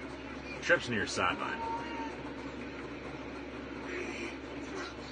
And Clifford hands off. That is Noah Kane, who he lowers his shoulder once again.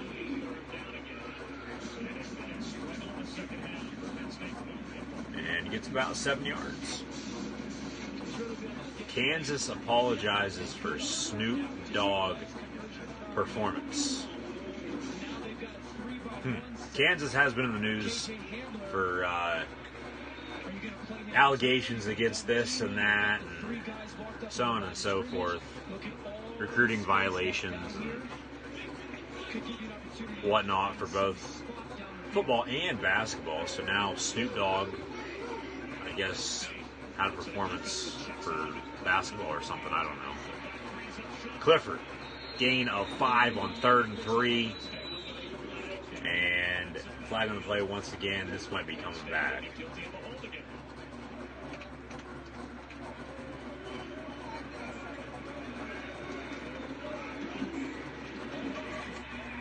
Touchdown OU. Holding on Penn State. 10-yard penalty. Replay 3rd down. Mike Miranda, 73. The right guard. The culprit on the hold. See if it was a good call or not. Yeah, that's a good call by the Zebras.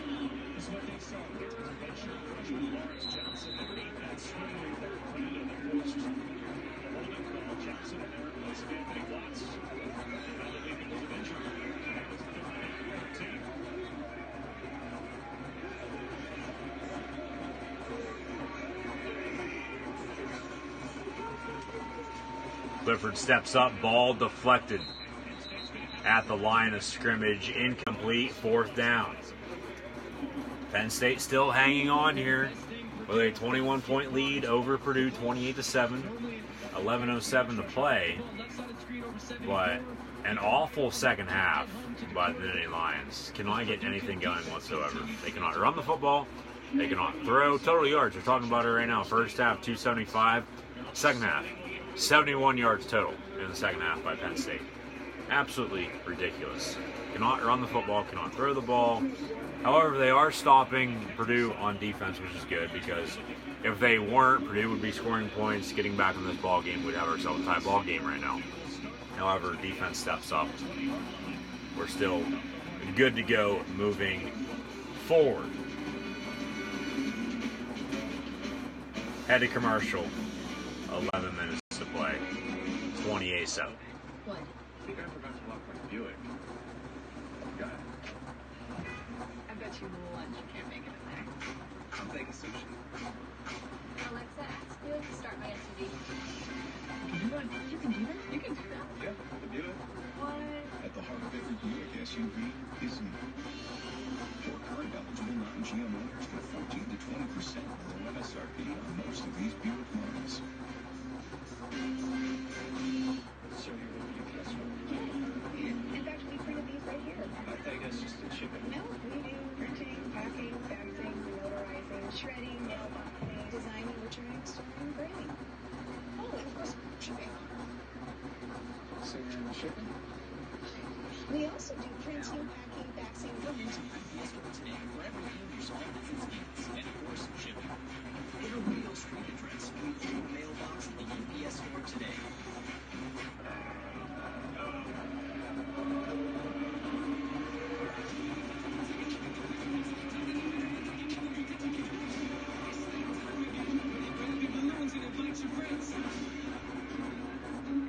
Midas is great brands and great prices. Even better. Always a touch better with Midas. Midas. Some people say that I've got the gold touch. Everybody says that first. Get $100 off instantly on select Goodyear and Cooper tires. Request an appointment today. Looks like Pamela's back. I was hoping she'd come back. Let her in. We'll still insure her car. Not all breakups last forever. Looks like Steve came back too. And Keisha, I'll fix some snacks. Ray, Louise, Chris. Oh, I better get cooking. At the General, we welcome you back, even after a lapse in coverage. We're gonna leave their house. First rate, no rate, you can get online. Go to the General and save some time. If you owe $10,000 or more to the IRS or state, then you owe it to yourself to call this number. Let our experts help guide you through the process of negotiating a tax settlement. Call this number or go to tax10000.com.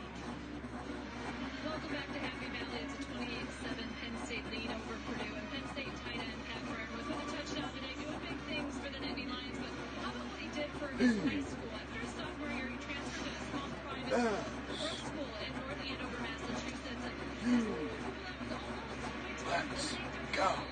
PSU. there was some concern about the sport. But one administrator said that Fryer would inject life into the football program.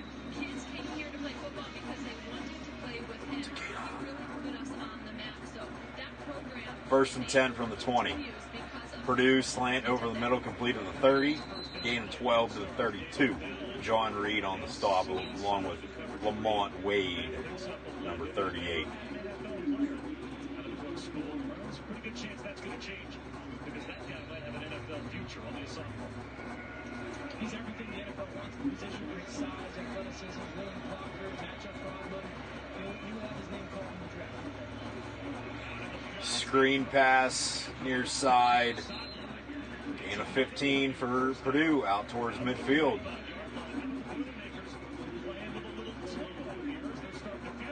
Well, their defense has kept him in it, right? And so this offense just needed something to get going. I like the play action on first down, and I expected to see more throws like this behind the line of scrimmage to try and get some guys some leverage or open space opportunities. Good job by Anthony.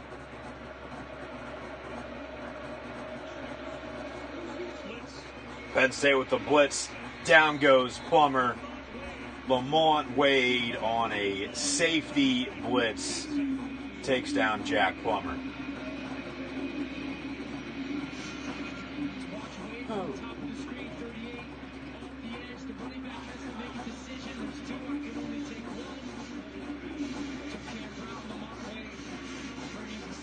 Second and long. Penn State with 9 sacks this afternoon. The school record is 11 back in 1999, 20 years ago against Illinois in what was the LeVar Leap game when Arrington jumped over the line of scrimmage on a field goal and over the line of scrimmage and sacked the quarterback. Iowa State with a fumble recovery now lead 14-3 on TCU. Michigan still leads Iowa 10-3.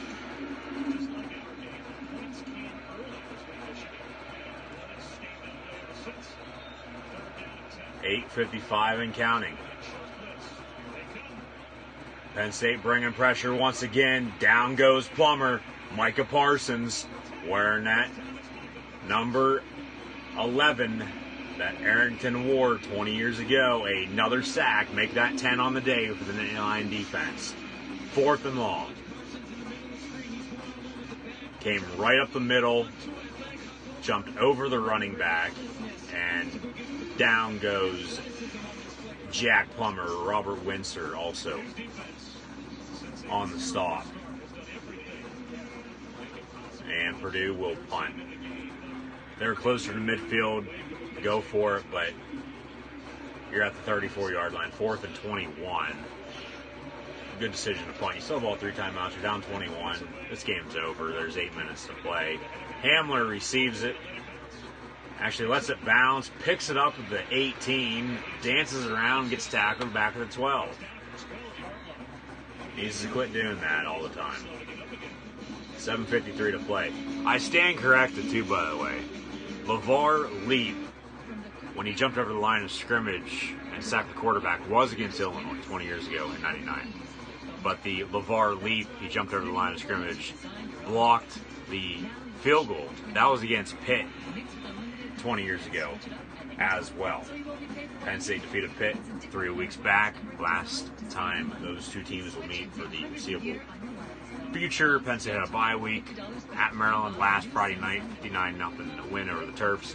Maryland defeating Rutgers, unless the Scarlet Knights have somehow, some way come back and tie that up. They're down 41-7. I highly doubt it, but you never know. Oklahoma 35-7 on Kansas on the road this afternoon as well. Now Penn State hosting Purdue for homecoming today at Iowa next Saturday night at 7:30. Michigan in 2 weeks. We'll find out Monday what time that game will kick off. And then on the 26th at Michigan State, followed by a bye week, November the 2nd, 4 weeks from today. And then also on the 9th at Minnesota, Indiana on the 16th, at Ohio State on the 23rd, and then Rutgers on November the 30th, 2 days after Thanksgiving, to close out the 2019 regular season before a week later the Big Ten Championship game, if they make it at that point, and then bowl season at the end of December, early January, depending on what bowl game Penn State will be selected to. So commercial break here, less than 8 minutes to play. Penn State on top, 28-7 on top of Purdue. Once again, thank you guys for tuning in and watching this afternoon. My live reactions, play-by-play of college football. Purdue at Penn State. Chat questions and comments, always greatly appreciated. Like, super hard button. Share this on social media as well. Like, follow, and subscribe. Gridiron Ring, Gridiron 18, and myself, Cohen, Luke 96 on social media. Highlights once again at TCU, Iowa State. Highlights from earlier on in this ball game with Penn State and Purdue. 10 sacks by the Nittany Lion defense is the story. Is what has kept them ahead in this ball game after a 28-7 lead at halftime. Nothing going right whatsoever. Nothing can get kick-started here in the second half for the offense led by Sean Clifford. But we'll see what happens here on this next drive. Just run the football and run the clock out. There's no need to throw. At that point, you're just running up the score and making everybody mad. Okay. The bettors are probably hoping for another 10 points because the spread was 29. And Penn State is up 21 right now on Purdue. Over-under 55. You pick the under just as I did. At 55, you're going to win that because there's only been 35 points scored in this ball game. Noah Kane on the run. It'll be first down and 10 now from the 24. And Clifford going to keep it for himself. A lot of quarterback keepers by Sean Clifford today against Purdue. Also, go check out my college football Week 6, NFL Week 5, and WWE Hell in a Cell predictions on YouTube. Subscribe while you're over there. Also, be sure to tune back in now tomorrow live right here on Periscope to watch my live reactions of more NFL action. Ravens, Steelers at 1 o'clock, plus WWE Hell in a Cell, along with the ending to Packers, Cowboys, along with Sunday Night Football, Colts, and Chiefs. Now, under 7 to play, 2nd and 9 from the 25. Clifford looking to throw. Has a man. That is Daniel George, number 11, down the far sideline, next to Penn State there on the bench. And see the replay here. Do you have a foot in bounds? That's close. That is close. They called it a catch on the field. And he caught it. Right foot out of bounds right there. Left foot, though, inbounds. Rolling on the field is a catch, so if Purdue wants to look at it, or if the booth wants to look at it, they'll send it upstairs and take a look at it then at that point and review it. You got to find undisputable video evidence, though, to overturn it. And it's going to be 1st and 10. Penn State snaps it, gets the next play off. Noah Kane up the gut to the 40-yard line before being brought down to 37. First down run for Mr. Candy Kane. 1st down and 10, Nittany Lions, as they're starting to move the ball once again downfield here at the end of this ball game. Clifford once again hands off. Kane has to have close to 100 yards. And 9 on that carry.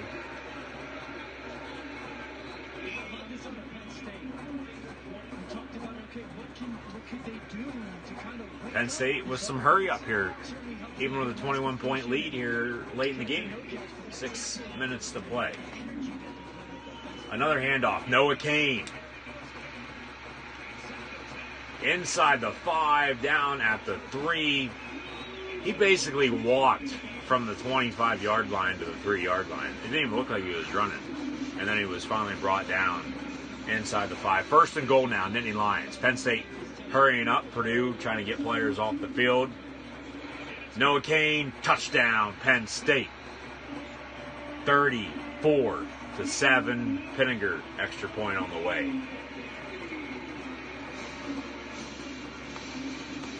Final State, strike the gate and win. Victory we predict for thee, forever true. On state, roar, Lions, roar. We'll hit that line roll up, this will fight on, victory evermore. Fight on, Penn State. Pinninger extra point up and good, 35-7. Also 35-7. Oklahoma leads Kansas. Oklahoma going to be keeping a close eye on the Texas-West Virginia game coming up at 3:30 on ABC, as well as Oklahoma plays at Texas. Neutral site in Dallas, Cotton Bowl. Oklahoma versus Texas, I should say, not at Texas, even though it's in Texas. So a road game for both schools regardless. Red River Rivalry next Saturday at noon Eastern on Fox. Oklahoma, Texas. But then the week after that, Oklahoma will play West Virginia. Texas plays West Virginia today. Just as with the Iowa-Michigan game, Penn State should be keeping a close eye out on that because the next 2 opponents for the Nittany Lions at Iowa next Saturday before Michigan. We'll see what's happening up in Ann Arbor. Probably still 10-3, to be honest with you. And yes, it is 5:20 to play. Iowa, big gain on that play there. Flag on the play, though. So the Penn State-Purdue game looks to be about over before. It looks like it's going to get over before Iowa-Michigan is what I should say. So once Penn State gets over, I'll turn Iowa-Michigan on, and I'll watch the ending of it, and I'll do my live reactions for the play of it as I see. So relay that message to you folks as well. So once again, thanks for tuning in and watching this afternoon.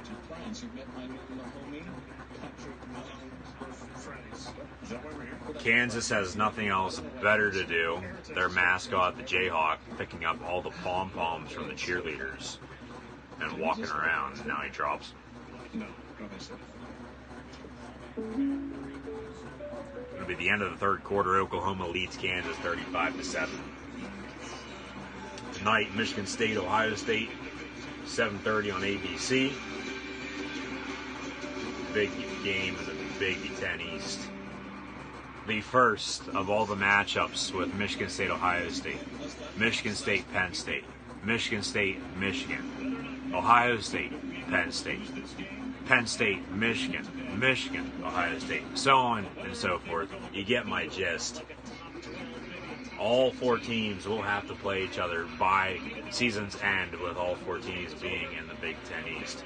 Penn State now will kick off up 35-7 on the Purdue Boilermakers. Once again, the spread 29. It's right at 28 right now. How they predict this, I don't know. Somebody knows something.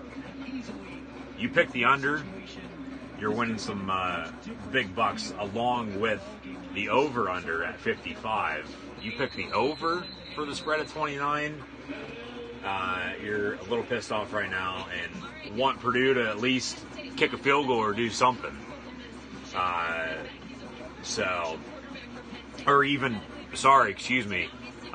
Penn State to score, get a field goal or score another touchdown. So there's Jake Zemback on the sideline wearing all those gold chains, former quarterback, now a GA for Penn State.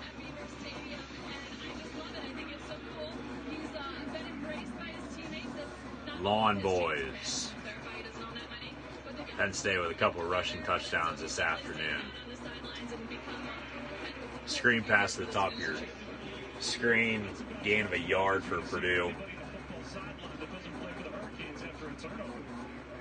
Yeah, so if you pick the over for the spread at 29, you're going to want another field goal or touchdown by Penn State. So, over-under, there's no way in hell it's going to go over 55 unless something dramatically happens here, back and forth with 5 minutes to play.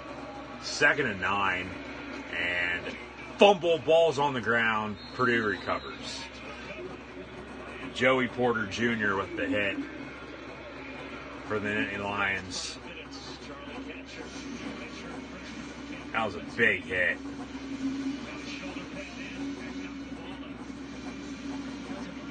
Ball out. Purdue recovers.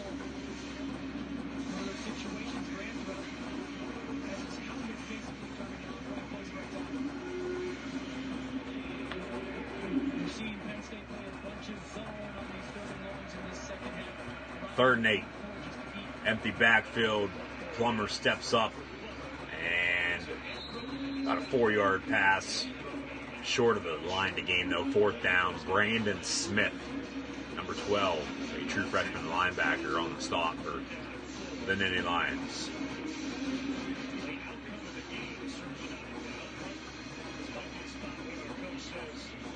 Purdue, you're down 28, 4:15 to play. It's 4th and 4. Why are you punting?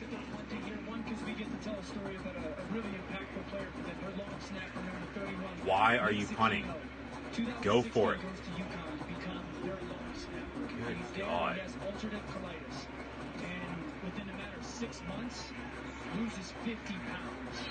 Fair catch at the 33 by Jahan Dotson.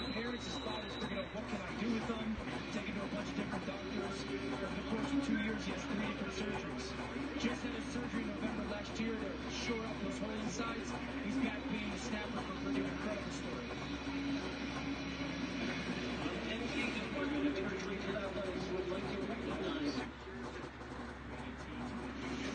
And we head to what could potentially be the final commercial break of the game. Oklahoma, Kansas still going strong, and Lawrence, Iowa, Michigan also at a commercial break, so we'll get back to that shortly as well.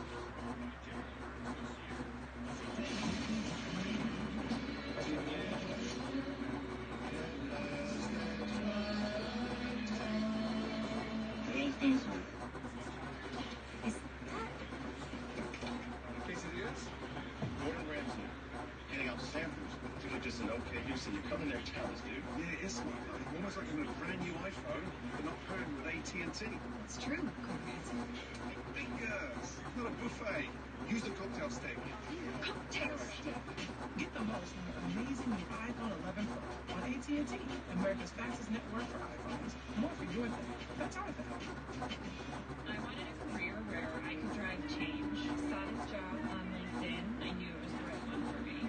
Our products can improve people's lives. Knowing I'm helping someone, that's super powerful. Here's the thing about managing multiple clouds for your business. When you've got public clouds and private clouds and hybrid clouds, things can get a bit cloudy. But now, there's the Dell Technologies Cloud. Powered by VMware, a single hub for consistent operating experience across all your clouds. That should clear things up. if you are sharing these nachos with anyone but yourself. Nachos are now a meal, with your choice of double the seasoned beef or slow-cooked shredded chicken, plus a medium drink. The $5 Grande Nachos Box, only at Taco Bell.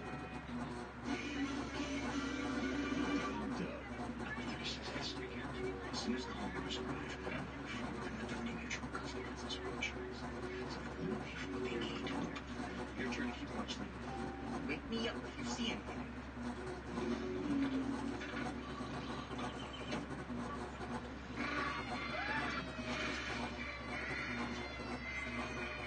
Only pay what you need.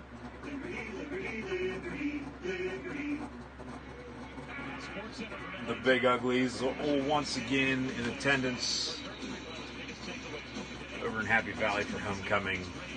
And it's going to be another homecoming win for Penn State.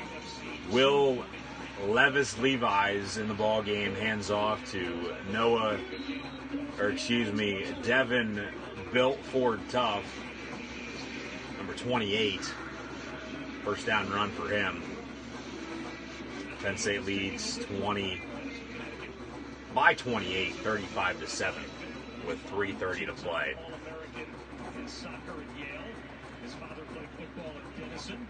His grandfather played football, lacrosse, and wrestled at UMass. His other grandfather was an All-American fullback at quarterback. Handoff once again, Ford. 4 yards, second down. He comes from a really, really good high school football program in Connecticut, Xavier, which is a private school in the state, but they believe he's got a very bright future. Big arm, athletic kid, has played some this year. They're very excited for him in his future here on campus. He came to Penn State when Justin Fields opted to leave after he had verbally committed to come to Penn to game to here. Will Levis had offers from MAC schools, 3 Ivy League schools, UMass, URI, none from Power schools until Penn State had an opportunity for a quarterback scholarship. And Justin Fields changed his mind. Will Levis throw the ball off the back. Going to be 3rd down and 6. 2:12 to play. The offense then sputtered, but they got the job done in the end.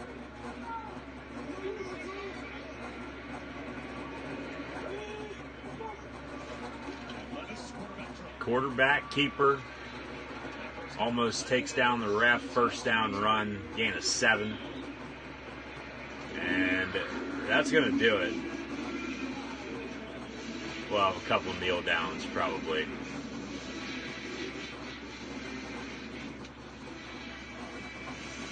Penn State's going to come out on top over Purdue. Fumbled the ball and Purdue recovers. And that's what you get for oh, Jesus Christ. That's what you get when you keep running the damn football or running plays in general when you're up 28.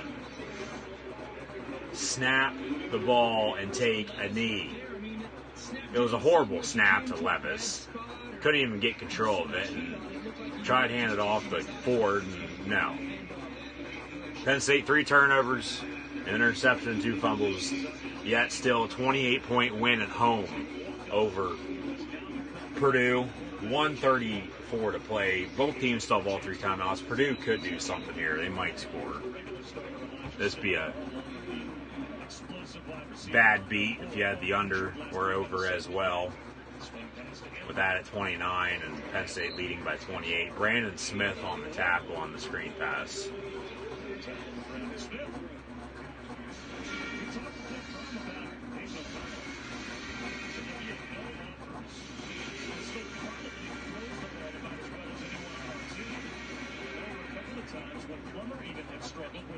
What the hell's Purdue doing?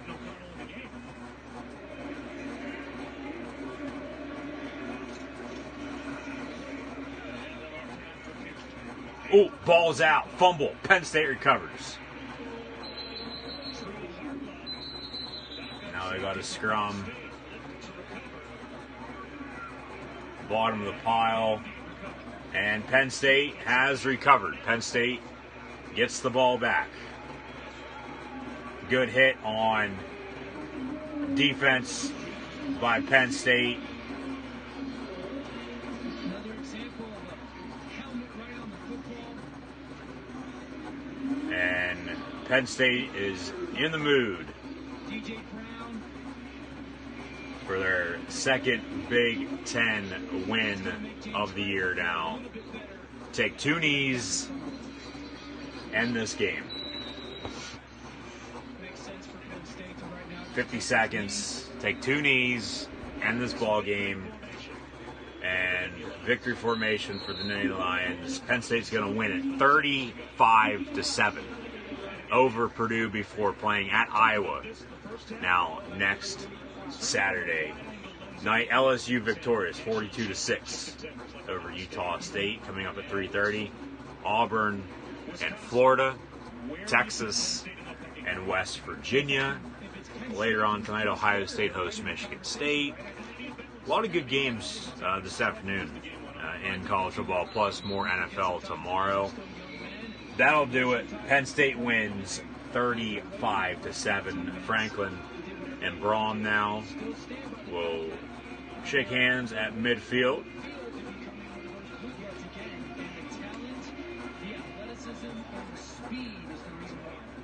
Penn State now 11 straight over the Boilermakers. Allison Williams post-game interview with James Franklin. 10 sacks by the Penn State defense today. 10 sacks. One away from the school record 20 years ago. Defense kept them in this game, even though they had a 28-0 lead in the 28-7 at halftime, 35-7 your final. The defense kept the lead for the Nittany Lions after the offense could not get anything going in the second half. Clifford played well. They ran the ball well as well. A couple turnovers. You can't have that all the time. It's only going to get tougher, though, at Iowa next week, Michigan, and then at Michigan State for another bye week. So Penn State is a special place. Support 365, 24/7. Penn State at Iowa, and then Michigan at Michigan State, as mentioned. Penn State victorious, now the alma mater. And so long from Happy Valley. We'll head on over now to Ann Arbor, Iowa at Michigan, if it's still on. 1:35, Iowa has the ball, one timeout, down 10-3 in this old school Big Ten showdown this afternoon. What's Michigan's defense made of? Can they stop? Can they hold on to their lead?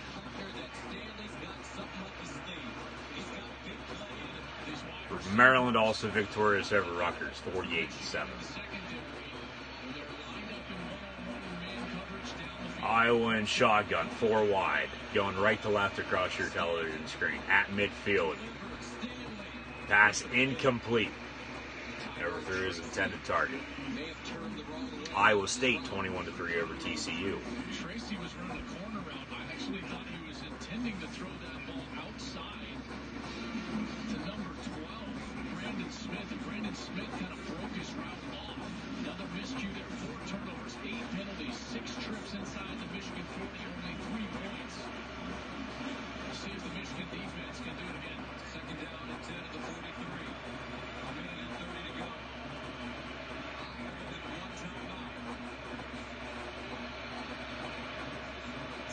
Stanley looking to throw. Incomplete once again. Overthrows his intended target near sideline. 3rd and 10, 1:26 to play. Michigan leads Iowa 10-3. Wolverines 2 timeouts. Hawkeyes with 1.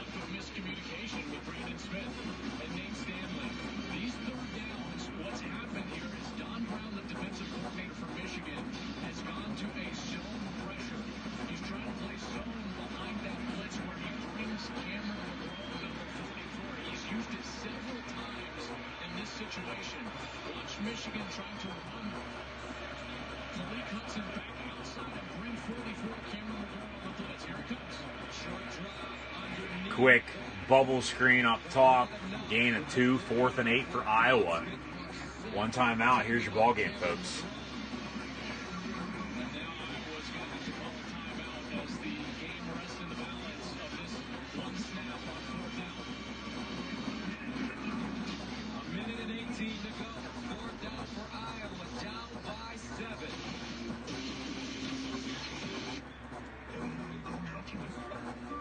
Oklahoma scores again. 42-7 now. Well, maybe it's laundry night. Something like that, probably. And you're drinking Bud Light Platinum. Look, I'm not going to lie to you. Just let's go quickly. Show it up. Bud Light Platinum. Did you? Oh, yeah. He doesn't have a clue. Yes, I did. No, you don't. Bud Light Platinum. Brewed for the night. 10-3 Michigan. A minute and 18 remaining in the fourth. Iowa faced with a fourth down. Iowa at 4-0. Michigan 3-1. A loss 2 weeks ago at home against, or excuse me, on the road at Wisconsin. Iowa trailing by 7. 1:20 to play. 4th and 8. Here's your ball game. It's going to have to be a win on the outside. You've got number 6, Amir Smith-Marset. He's going to be at the top of your screen. I feel a sack. I feel a sack on the way. Either that or an interception. Michigan brings 4. Stanley complete at the 44-yard line. First down, Iowa. 1:14. No timeouts for Iowa. You got to get up to the line and spike it. You're short on time. Clock continues to wind now. 1:10 and counting. 1:05. 1st and 10 from the 44. Stanley looking to throw once again. Pump fakes. Rolls out. Might be a hold. No flag. Stanley incomplete. Incomplete at the first down marker. Harbaugh wants a hold. That's definitely a hold. That was clearly a hold on Iowa, and there's no call. No call whatsoever. I agree with you on that one, old Jimmy Harbaugh.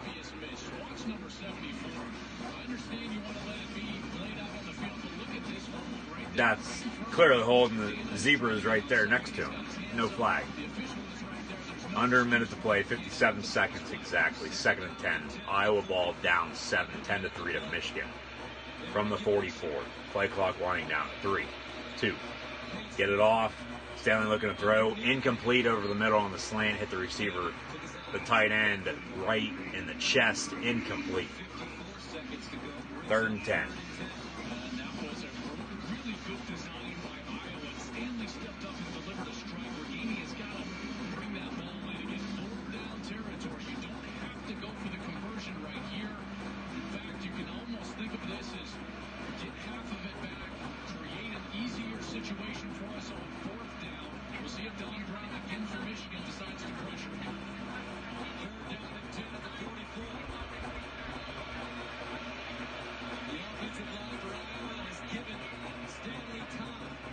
Stanley looking to throw.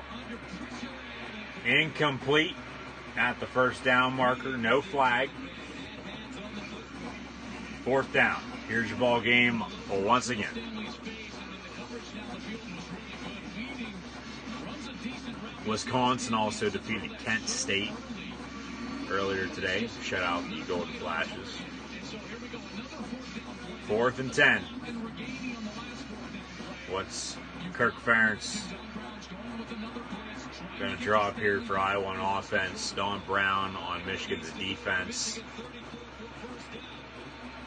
Is Ferentz and company going to win this ball game, or is Harbaugh going to give the Iowa Hawkeyes their first loss of 2019? There's another hold on number 74. Michigan with a sack. However, Stanley gets it away with his left hand, throws it, and however, they don't even get back to the line of scrimmage. Here's your ball game. Game over. Michigan's going to win 10-3. Crazy play. crazy play. Another hold on 74 that wasn't called. Stanley pressured, almost sacked, somehow got rid of it with his left hand, threw with his left arm, screen pass to his running back, and then didn't even get back to the line of scrimmage though. So turnover on downs. Michigan victory formation. A kneel down for Shea Patterson. Michigan will defeat Iowa 10-3. Penn State at Iowa next week. Michigan comes right here to Happy Valley in 2 weeks. Both teams now 4-1 handshake with Harbaugh and Ferentz. An old-fashioned, old-school Big Ten football game here today during the first weekend in October. 10-3 Michigan wins over Iowa. The Wolverines victorious over the Hawks. Big Ten East. First time defeating Iowa with 10 or fewer points for Michigan since 1941. Also their first win over the Hawkeyes versus a ranked Iowa team since 1997. 22 years. Michigan, also in 97, won the national championship. Not saying they're going to win the title this year, but not going to roll it out. Iowa will drop in the rankings just a tad from 14 to probably 17, 18, just depends on what else happens in college football. Iowa drop, Michigan at 19. They'll jump Iowa probably by 1 or 2 spots just because of the head-to-head win against one another. But Michigan victorious 10-3 over Iowa. Penn State also defeats Purdue 35-7. Penn State will play both these two teams in the next 2 weeks. So good day so far in college football. Hopefully it'll continue at 3:30 here with Auburn and Florida. As it is 3:30 right now, Bowling Green at Notre Dame. That is on NBC. Oklahoma's going to win over Kansas. Bowling Green at Notre Dame. Northwestern's playing at Nebraska, as both teams are going to try to bounce back from losses last week against Wisconsin and Ohio State, respectively. Auburn at Florida on CBS right now as well. In the SEC, Brad Nessler and Gary Danielson down in the swamp in Gainesville. I have the Tigers over the Gators in that. Also, Texas at West Virginia in Morgantown. That should be another good game to keep an eye out on as well. So, Penn State victorious, Michigan victorious. Football continues. Keep an eye out for this on YouTube if you're watching on playback. Links are in the description below. Hope to see everybody now tomorrow for live reactions play of NFL and WWE Hell in a Cell 2019. Thanks for watching. Thanks for all the chat questions and comments as usual. The likes, the super hearts, all the new likes, the followers, and the subscribers, all the shares as well. But like, follow, and subscribe, Gridiron Ring, and myself, Cool Hand Luke 96 on social media. Hope to see everybody now tomorrow for NFL Ravens Steelers and then WWE Hell in a Cell.